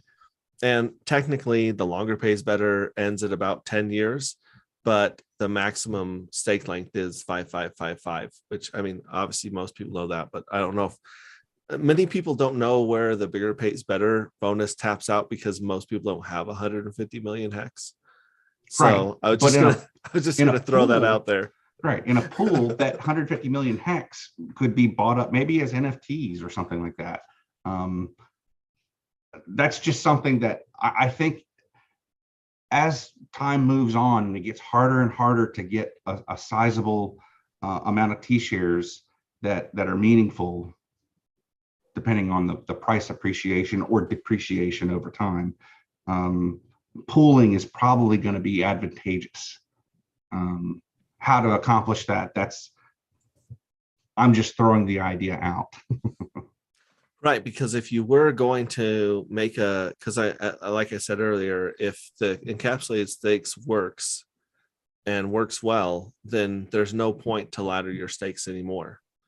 At that point, if you can utilize it earlier if you need to, then you might as well just go 5555. It just means that your ladder is 5555s. I mean, it's still a ladder. If you're making multiple stakes, it's just you've extended your ladder out all the way to the max it can be, and now your ladder is just laddered 15 years. Right. Yeah, and for safety, you could still do a ladder using the HSIs if you were conservative, and let's say you wanted to sell your hex at 5 years and 10 years and 15, because you expect hex to have ridiculous price appreciation, so you want to capture that every half a decade and upgrade your lifestyle a little. You could still do that too, right? And then you could get the Hedron that whole time, and then you can unmint it and then unstake and get your interest and your principal, do whatever you want. So but it does incentivize you. Why not do all 555s? And then if you want to sell something later, just wrap it as a NFT and sell it to somebody else, and then they get to enjoy the stake and they open it later. It doesn't take the hex off the market. People's like, oh, this is bad for hex. It's like, no, it's not, because they're getting a wrapped hex stake in an NFT. Like, sure, they could open it and take it out and then ESS it, and then that pays the OA of the stakers. So like, it doesn't change the hex inside the jar. It's still hex. It's just wrapped in a jar, wrapped in a present. That's all. Yeah, I love the utility that this may give to hex, and the way that it incentivizes not only buying hex off the market, which pushes the price up, but locking it up for longer, which that's the pump of metals. So, and earlier in here, someone by the name of Hedron was saying consider it done when and I think he was talking about when you guys were talking about accepting different coins for payment. He says consider it done, it'll be coded tonight. So I don't know if that's Alex joking around or if that's someone just calling themselves Hedron in the chat, but I thought that was funny. Bluebum says, I think about someone with 10 million US dollars trying to get into hex. They can't now because of liquidity. They'll be able to buy an NFT and then bang, they're in. So it's almost like the people put money into hedge funds because they don't want to deal with Bitcoin right now. They just rather just give their money to the hedge fund and try to make money off the appreciation of Bitcoin. They could go in there and just buy the NFT off the market instead of going and, I mean, at this point, anyone going into to Uniswap is gonna push the price against them, whether they're buying or selling, unless they know how to use orders, buy and sell orders and do it in chunks, right? Yeah. And then the question is, will Hedron wrapped in encapsulated stakes as an NFT, will those have a discount or a premium? because maybe I've made mine on day one and it has a 10x Hedron minting bonus locked into it as well. Plus it's some whatever, some big 5555. It's like, is that worth extra or less? Or, the market will decide. That's interesting too. Who knows? Yeah, and the Hedron handle is claiming to be Alex. So for whatever that's worth, like if it is great, if not, who knows? I there's really no way to tell right here, but I appreciate Hedron showing up in the chat. AJ Rip City Hex says, can you talk about the AMR functionality? What is AMR functionality? Vet? So as supply gets minted into existence and people decide that they want to borrow against their hex stakes and borrow the full amount that the hex stake will offer in Hedron, that becomes a borrowed supply, and then there's just a normal minted supply. So between these two supplies, there's a ratio that exists. And in the contract, as each day clicks over, there's a daily function that gets called, just like in Hex. There's a daily function that gets called that keeps track of some attributes of the state. And one of the features in this contract is if the borrowed amount that has begun the day is more than half of, or if the borrowed amount is slightly bigger than the total amount of hex in existence, it's going to trigger an event called the AMR bonus, which is just a function that says, okay, anybody that mints today for the whole period of today, I guess starting at UTC to the next UTC day, they will get whatever the ratio is, the calculation, as an additional on top of bonus of the bonus they already get, if they get a bonus. So if you've held off minting, this is one of the things that Bree she's really looking to do, from what I understand.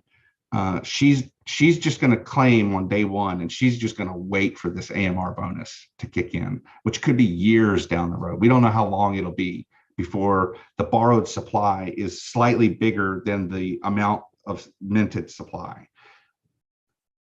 If that AMR bonus kicks in, you could theoretically double your 10x to go to 20x and get 20x added to all of the stakes that you want to mint that day.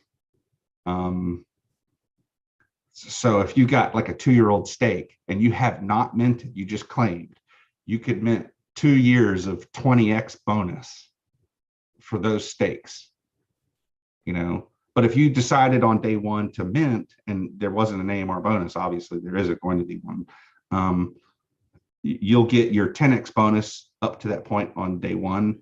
And say 2 years later, the AMR bonus kicks in for that day. For the whole day, you get to decide if you want to mint or not. Anything you mint is going to get that extra, maybe 2x, maybe less, maybe more, just depends on the ratio. So from the day, the last time you've minted, you'll get all of that additional Hedron 2x or 2.5x, or it ticks up each day. So if the next day after that wasn't enough supply minted to reduce the borrowed against the total supply, if the borrowed is still more, the AMR bonus continues to the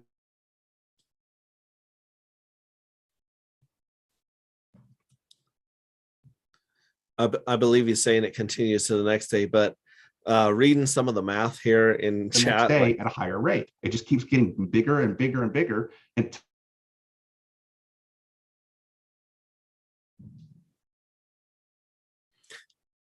so he's saying that it goes as big and as long as it needs to fix that ratio of borrowed Hedron versus the liquid minted Hedron. supply outweighs supply.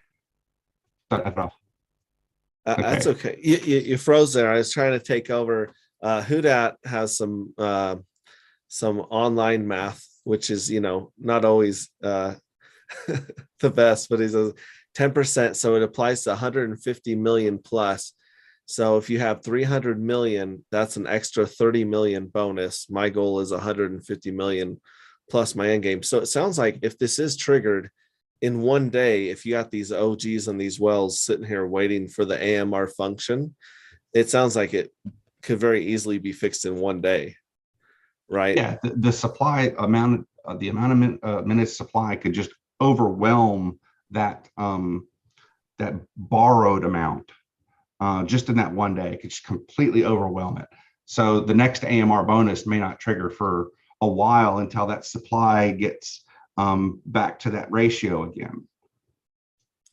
Right. And then Blue Bum also mentioned in the comments claiming the Hedron is not a taxable event, where minting the Hedron would be considered a taxable event. So that's something else that you might want to consider about waiting for that AMR. And so that, and yeah, so just like good accounting is not taxable, but ending the stake and reminting the hex is taxable in most jurisdictions. He wanted to say that. Mudhog says AMR is going to be like an Easter egg. Yeah. So it's the inner guys that are thinking about stuff like the AMR. So I appreciate you going over that. And what's the purpose of the AMR? What would be wrong with the borrowed Hedron being a higher ratio than the liquid? What problem would that pose? So if borrowed is greater than your normal supply that's been minted, and people have to pay back what they've borrowed. So the payback means that you have to have more than what you borrowed. So there could be a case where all of the people that owe may run out of their own Hedron, that there isn't enough Hedron in existence to meet all of the payments. So it's like painting yourself into a corner, right? Exactly. You're so like, I've got to pay this back in Hedron, but there's no Hedron to go get. Right. You got this pinky amount of available Hedron on the market, and all of these people have to pay back their stakes. There's not enough Hedron to go around. So that's either going to drive the price of Hedron through the roof, because they all need to pay back, but they don't have enough Hedron themselves. They've got to buy it on the open market. So if they don't, the auction house will be filled with just all the liquidations, and then people who had saved their Hedron through all of that craziness, they could just go buy hex stakes like candy, just empty the auction house. And that's one of the things I'm kind of waiting on. Right. That's really, and Bit Finesse jumped in with Alex, said he would consider calling it ASMR instead of the AMR. ASMR. So that's awesome. That's awesome. I'm really glad that we're having a lot of people.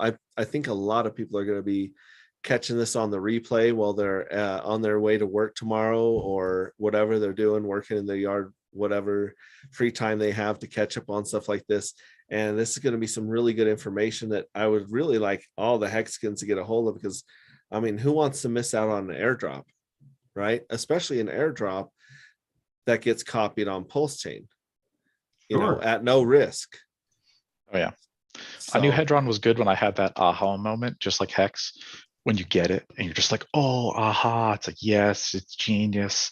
Like this makes people buy more Hex, and it locks it all up. And then you can, if you like, you can buy it on auction, and you can do all this crazy stuff. Like, oh, it's once you get it, it's like bullish. It's like, yeah, it looks good. But awesome, no expectations. I mean, that's why you can play it slow.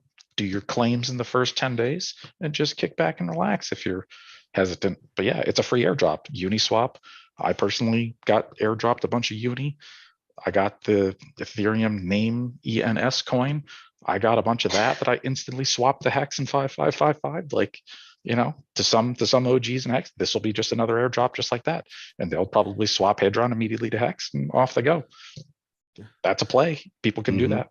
Well, look at the uni airdrop. I mean, a lot of people got the uni airdrop. At the time, it was worth about $2,000, give or take, and the fees weren't outrageous back then.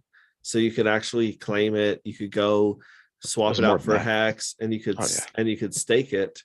And everyone that took advantage of that, even whether or not they're part of the uni community anymore, use that to their advantage. So, if you want to claim Hedron, if you want to dump Hedron and throw it into Hex, then, there's just, I don't know. To me, it's free money. And Richard Hart has said many times, who doesn't like free money? Crypto is one of the places where free money will just find you. And so I feel bad for any of the Hexicans that are thinking that this is, a scam or a money grab, and are going to miss out on some of this stuff for the first couple of years, miss out on the bonus and the claims, because, it could be, depending on how it works out in the future, Hedron could be very valuable, because where does the Hedron get? Not only is Hedron get harder to mint in the future as B shares get harder to obtain, but Mhm. there's also some burning functions. Is that right? Mhm. Like which functions burn the Hedron? That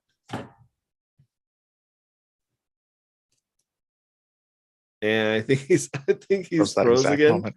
Yeah. Let's see if we can get Vet back on, because I don't want to get this wrong. I'm sure like 4 people in in the chat here, especially the person with the Hedron. Anytime symbol. you There we go. Go ahead. Now we got you. So how many ways can the Hedron token get burnt?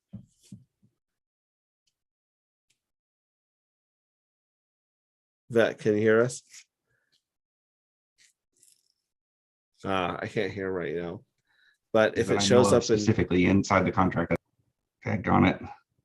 there we go. You're back right now. I was just asking, in what instances does the Hedron get burnt? It's just 2 instances. Whenever you're borrowing, not the borrowing aspect of it, but when you're paying back your borrow, anything that you pay back, both your principal and your interest get burned as Hedron. And if your stake that you borrowed goes into liquidation, anybody that bids against that liquidated stake to pay off the remaining balance of the borrow, that payoff gets burned, from what I understand. Okay, so when you pay back your advance, or you're borrowing the Hedron, that Hedron gets burnt, and then it looks like someone Hedron in the comments says that when a stake goes for auction and people bid on it with Hedron for that stake, that Hedron is also burnt. Correct. Is that right? Just the winning bidder, the person who wins the stake. Well, that's not entirely true. Each person that bids gets burned, but the next person that outbids gets burned, but the originating person before him gets his minted back into existence. So a burn does occur every time you do a bid. So the highest bid gets you burned. get a refund. You get a refund, exactly. A refund mint if you get outbidded. Gotcha. If you get outbidded, you get reminted back. That's interesting. Yeah, I mean, to me, if I were to write the contract, I'm not saying I'm Alex, I would have just burned it no matter what. Just left it burned. But then if you lose the bid, though, that's exactly so jacked. That's so jacked. That would compel people to never bid. I'd never bid, because it'd be like, I can gamble on this for $10,000 worth of Hedron. Maybe I'll win this dope stake. Like, I don't know, man. That's like gambling. That's like lotto tickets. Hold on, but see, look, you're getting a lot of mintability with your hex stakes, so you're getting a lot of ammo.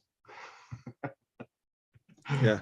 Well, and Mudhog actually brings up another use for Hedron. A lot of people with smaller stakes are bleeding out right now, because the fee to end a lot of these stakes is $1,000. But if you can go on and mint or claim your Hedron from those B shares, then at least you're getting something out of that that stake that's slowly bleeding back into the hex community. And then another question here was someone was asking what a B share is. A B share stands for 1 billion shares, and the shares are something that you get when you lock up the hex token. So if you lock up the hex token for a certain amount of time, you're awarded shares that entitle you to interest. And then at the end of that locking period, you would cash out all of your interest in your original hex. So in the meantime, you'd be given a B share. And I believe yesterday a B share was like $4, $5, depending on the price of hex. Right now, a B share is about $5 US. Not bad. And I think a B share pays for itself in its own value in like 5 or 6 years after being staked. So as long as you're going over the average, like eventually the B, like whatever the B share costs, $5, whatever, and you got a whole, let's say you bought 20 of them for $100, like, yeah, after 6 years, if you set them to stake longer, like they paid for themselves and it's pure profit. So on the Pulse Chain network. Well, even on Ethereum, and that assumes that the price of hex never changes. That's even at like 25 cents or 20 cents forever. It's like you're just gaining more every day. So at the end, it's, yeah, you get a lot more, especially after the 10 years. The longer you go, if you can go to the 5555, that's when you get the absolute best, because the B shares are deflationary and it's so harder to get more later, that the best price you'll ever get today is right now at a 5555. It'll never get better than right now. So yeah, that's why the curve happens. Just FYI, this is for my own, I'm a financial dude. So if I'm one of those hexkins that just don't want to do the borrowing or the NFT thing, and I just mint my coin right off the bat, wait for Pulse to come out, then I get a free P Hedron, right? Yeah, P Hedron and E Hedron. And I'll have my E Hedron. I mean, wouldn't it behoove me to, like, instead of just having them in liquid, just to make liquidity pools?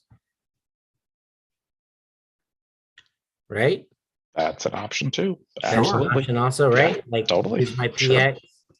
Right. Yeah. Oh, so you're saying the same thing that Richard Hart was saying about hex and these other tokens. He's like, look, you're getting a copy of the same token, so you're almost getting the two amounts that you have to put into a DEX as a liquidity provider, right? So you're like, why not just farm that out? Yeah. And then if here's something meta, like, so you can do this on Pulse X, right? Mm-hmm. You can take your E Hedron, you can take a P Hedron, and you can stick them into Pulse X. Well, the people who are sacrificing right now for the Pulse X tokens, if you get the Pulse X token, you get to vote on which pairs get the like the reward coin. Like, it doesn't have a name yet. So if enough people with Pulse X coins vote for, hey, I want E Hedron versus whatever E hex in a pair on Pulse X, or whatever flavor you want. Well, yeah, like you can even do liquidity pools for E Hedron, E hex, and on the Uniswap side, and then on the Pulse X side, you can even do like a P hex, Pulse hex, I guess, if you want to, right? Liquidity pool, right? Because they're kind of binded together. So usually some people are going to exchange their hedrons or P hedrons for more P hex, just for as a qualifier. I know it's called hex on the Pulse, but for my thing, just so that keeps things clear, it's on the Pulse hex, liquidity pool, right? Totally. And we can vote for whichever ones we like the most, and then those get the rewards. Yeah. So it's pretty cool, man. So yeah, that's a good reason to sacrifice for Pulse X too.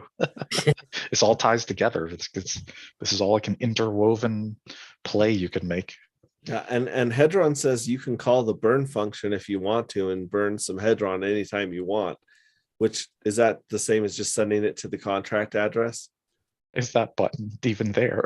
Is there a burn button that you can just hit? I don't know, because Bree was saying that was suggesting that there be a 3% burn on all of the bids. So if you bid for a stake, he's saying, why not just throw on a little burn fee every time someone bids?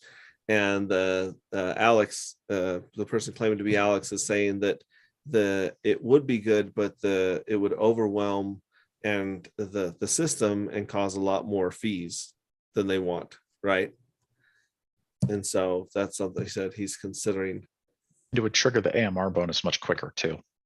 Yeah, and then the person with the Hedron says, I'm not endorsing borrowing, but imagine borrowing to provide liquidity in larger amounts while minting at a 10x to pay back with no risk. Fun to think about.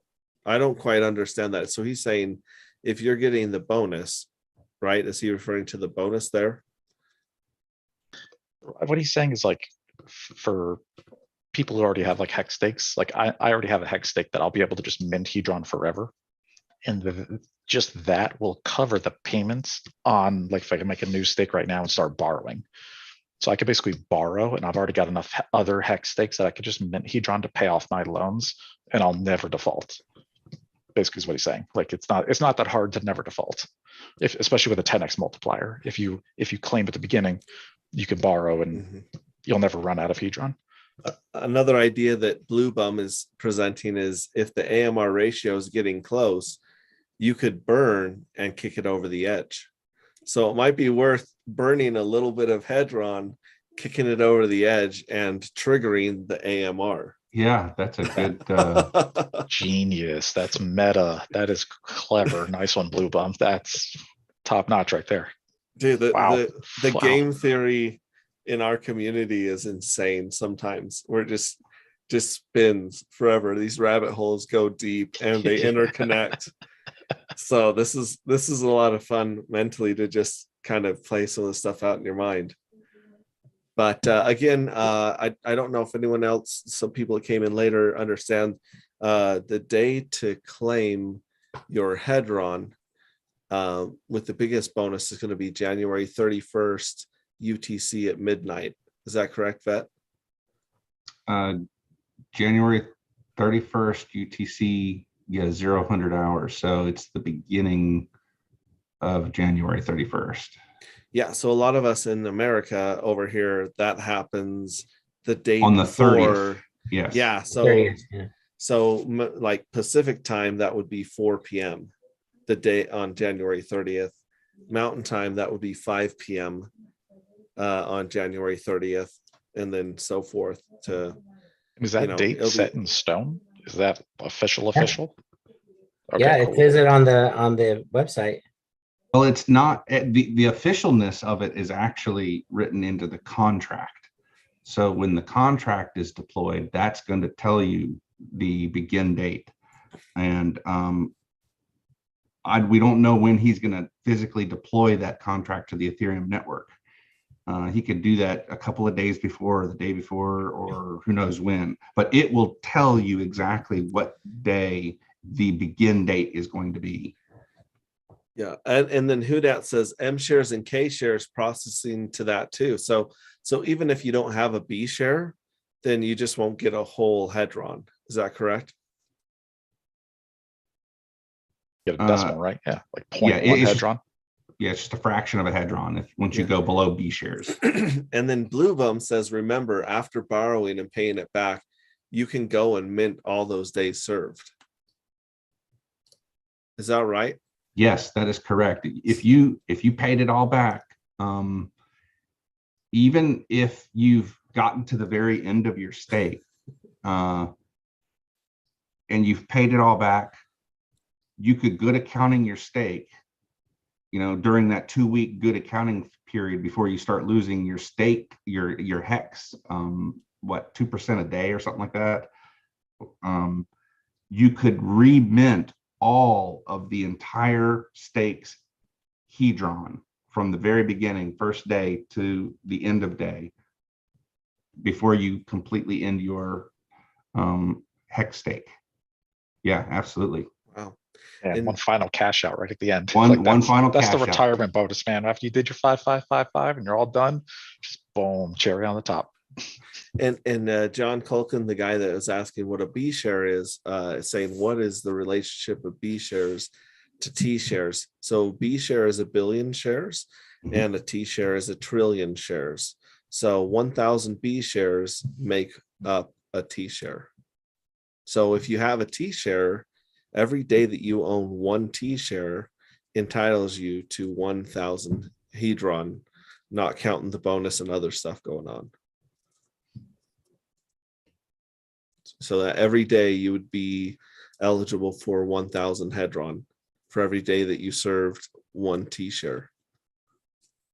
So, yeah. Holy cow. Well, I think we've given enough for people to completely lose their mind for one tech talk. Again, I got to thank Vet very much for coming on. I want to thank Alex for suggesting the U.S. Coast Guard vet come on. I want to thank T Money for his many ideas of how to squeeze a nickel and turn a penny into copper wire. That's right. I want to call out RagstoRiches, who said he would be back and never showed up again. He's off playing chess with a homeless man in a park or something. I don't know what he's doing, buying sunglasses. He's hanging with Chuck Norris. He's meeting with Chuck Norris for his daily spanking, or I don't know what he's doing. So anyways, I want to say that thank you very much. Thanks for everyone in chat. I finally figured out how to turn people into moderators. So you guys were slipping. There was a couple of risky and sus looking links in here that I was getting rid of, but appreciate having moderators finally. And we'll do this again, hopefully in a week or so. I did want to throw out a couple disclaimers that we should have covered at the beginning. If you've got money on Dharma.io, you're going to want to try and get it off because they're closing in 31 days. I have no idea why. A lot of people are enjoying being able to buy Hex directly. I think OpenSea bought them. What's that? I think OpenSea bought Dharma. Correct. OpenSea. Yep. OpenSea's no good. No bueno. Shady. The shady seas. Killed Dharma. Dharma was like it was a half decent wallet. You could buy Hex directly. Now it's dead. Yeah. Thanks, OpenSea. You guys suck. Right. And the other thing I'd like to, if anyone knows anything about putting together a money transmitter license in their state, if anyone is actually working on becoming an on-ramp, a fiat on-ramp this next year, like Richard Hart mentioned, reach out to me in DMs. I'd love to sit down and have a conversation with you, especially one that we could put on YouTube and talk about what does it take to open a fiat on-ramp in your state. You know, what's that whole process like? Because there's quite a few Hex people that have some time and some money on their hands. I want to do it. I just don't want to actually work in the business. Do you know what I'm saying? Like, I would love to own a money transmitter license and then just charge a high enough fee to pay people to do it all for me, right? I don't want to be sitting there like a bank teller handing out suckers and cashing out Hex or buying Hex, selling Hex for fiat or cards. But I would love for that to exist near me. Yeah. Nevada is a pretty good place to be a money transmitter because you got all these casinos out here. So now let me ask you a question. There was a Bitcoin store in Vegas. Mm-hmm. It was a survival store / Bitcoin store. Mm-hmm. I never got a chance to go down there and actually use them and try them out. I thought that maybe they were just the CIA fishing for people in Bitcoin, right? But by the time I got down there, it was a horrible neighborhood. And they're still around. Actually, they're still around. They moved. That's what they never returned my phone call.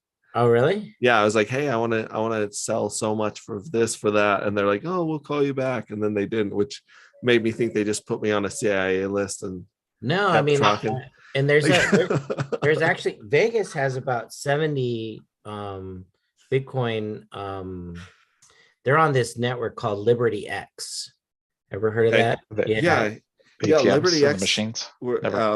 They're machines and also like actually gift cards, right? Weren't they the first ones to do gift cards? They did gift cards, but there's also there's a network, there's an app that you can download. It's called Liberty X. on your iPhone, and they'll give you locations. I know a lot of the seller toys, they actually on the OTC, they charge you about a 6% commission fee to sell your Bitcoin. So yeah, well, from my understanding, they were taking the Coinbase fee and just slapping a fee on top of it and using Coinbase. Yeah. And they're like, yeah, this is what we do. And I was like, that sounds too easy. Yeah. Like, but if it works, it works. Because I gotta tell you, onboarding people, 90% of the headache and hassle are banks and exchanges. 10% of the work is actually just getting the hex and laddering it out and watching the money come in. That 90% of the headache and struggle, and we got to wait another week. We got to wait for this. We got to call your bank and tell them it's really you trying to send this much money to Coinbase. It's such a pain in the butt. And if there was some way to do it, because I mean, we would all gladly sell our friends and neighbors hex, but that's what got Charlie. Well, that's part of what got Charlie Shrem thrown in jail, right? Right. Was that and the other stuff, but basically that would be a really good conversation I'd like to have going forward. Is let's open up all these fiat on ramps, because that's that and the Ethereum fee are the two things holding us back. What I like to see is a fiat on ramp straight into Pulse. Right? Oh, yes, please. Yes, please. Yeah, Absolutely. that makes more sense. Yeah. Yep. Totally. wow. Yeah, that's a good idea too. So that's just an idea of things to come, things that we can talk about on Tech Talk, which I guess that would be like money talk. Mm-hmm. And but again, I can't thank you enough, USCG vet, for coming on. I really appreciate it. I've had nothing but a good experience with the Hedron community. They're very patient, and they remind me a lot of the Hex community in the beginning, when we were patiently explaining how things worked and why they worked that way and what we're trying to offer. And so I really want to say thanks to the Hedron community and to you specifically, and Alex, for all the time he's put into educating and patiently answering questions that we could all get answered just by going on to the Telegram channel like within 5 minutes. So thank you for your patience and spoon feeding. I appreciate that. And again, thanks Team Money for coming on, joining us. It's always good to see you. It's always good to see DFed. And as things get closer to the launch of Pulse, we'll be talking more about running those sweet validators and seeing who wants to answer the clarion call of who wants to come and serve and run that network for us. Because we're going to need that. So thanks, guys. I'll be hanging out in the green room a little bit after this, but I'm going to end the live stream. And yeah,